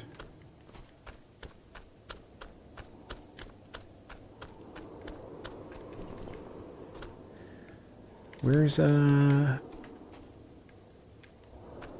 exit from here? Do I just go out where I came? Getting the key might be super helpful, though. Oop. I have an idea of where that key is usable. Or I guess I could just hop on over here. No, I think... oh, shit. You know what? Hold on a sec. If I've already activated that, then I know where we are. What did I cut? What did I cut the does games part? Whenever I first registered Jerp.tv, and I don't remember which. I don't remember when. Oh, I probably could look up the email where I requested it from Partner Help. Ooh, I'm not dead. Okay. Oh, I just barely made it. That wasn't where I wanted to be, though. Let's use this.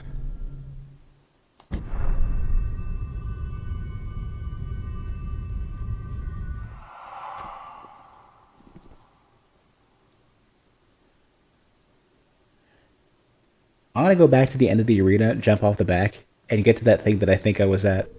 Because if it's what I think it was, then this whole Coliseum arena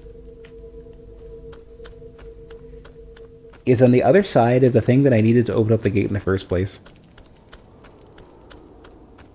The way this world is laid out is both ridiculous and amazing.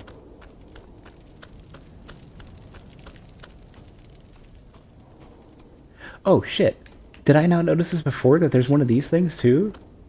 Oh yeah, because I fell, and that's when I got distracted, okay. Yeah, I remember now.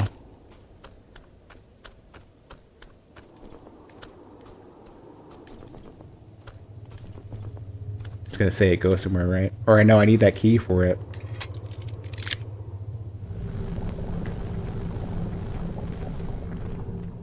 Doesn't say where it goes, though. Okay, let's not do that yet.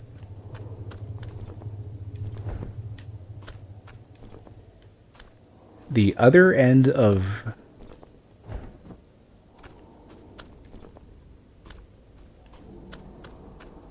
Oh, yeah, that's what it is. Instead of going up here, I turned back around, ignored going in the hole there back to the Nexus thing. The Nexus well. Went and picked this thing up, got distracted, did something, made a loop around looking for a chest. And I wanted to go, like, up here somewhere and see if... Oh, don't let me drop. Yeah, I jumped up around here.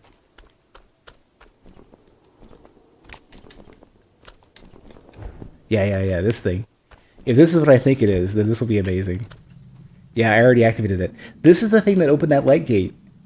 This is the other end of the whole, like, giant maze of mess that let me get the entire way back around up to here in the first place.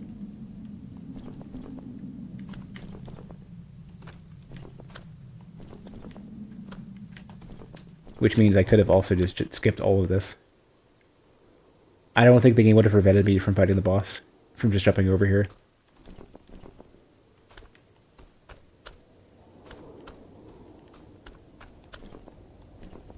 This game is going to have some speedrun madness.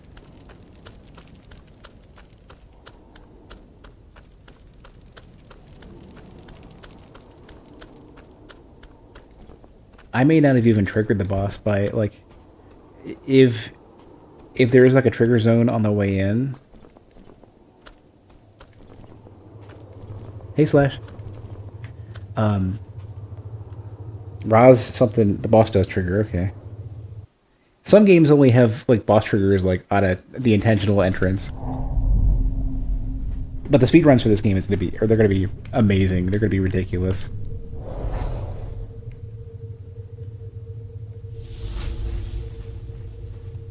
This area's got a lot more texture detail than some of the other areas.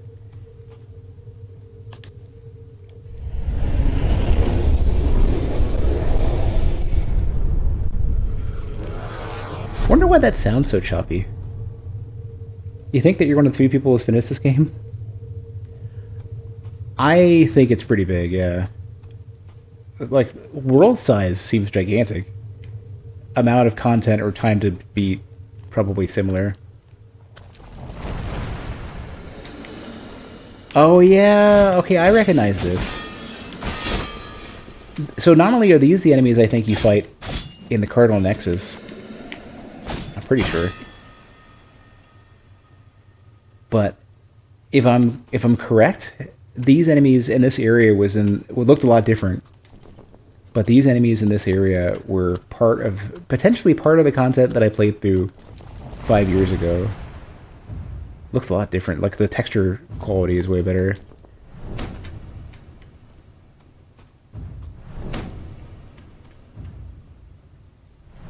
A segmented speedrun world record. What are you like? If you're doing segments, is that like? Are you backing up your save at particular points in the game or something?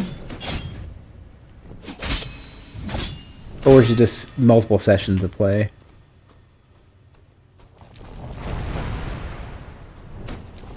The normal playthrough? Oh.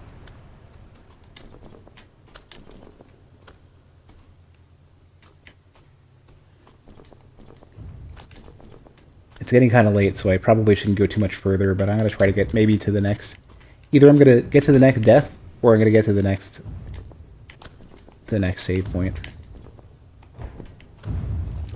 Oh, come on. Yeah, this reminds me very much of... Oh, okay. Alright. This reminds me very much of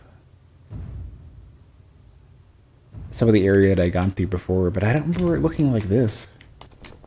It seems to have gotten a significant graphical overhaul. And it might be, honestly... Okay. Damn it. Yeah. Alright, Tony, have a good night. I think that might be a good point for me to stop as well.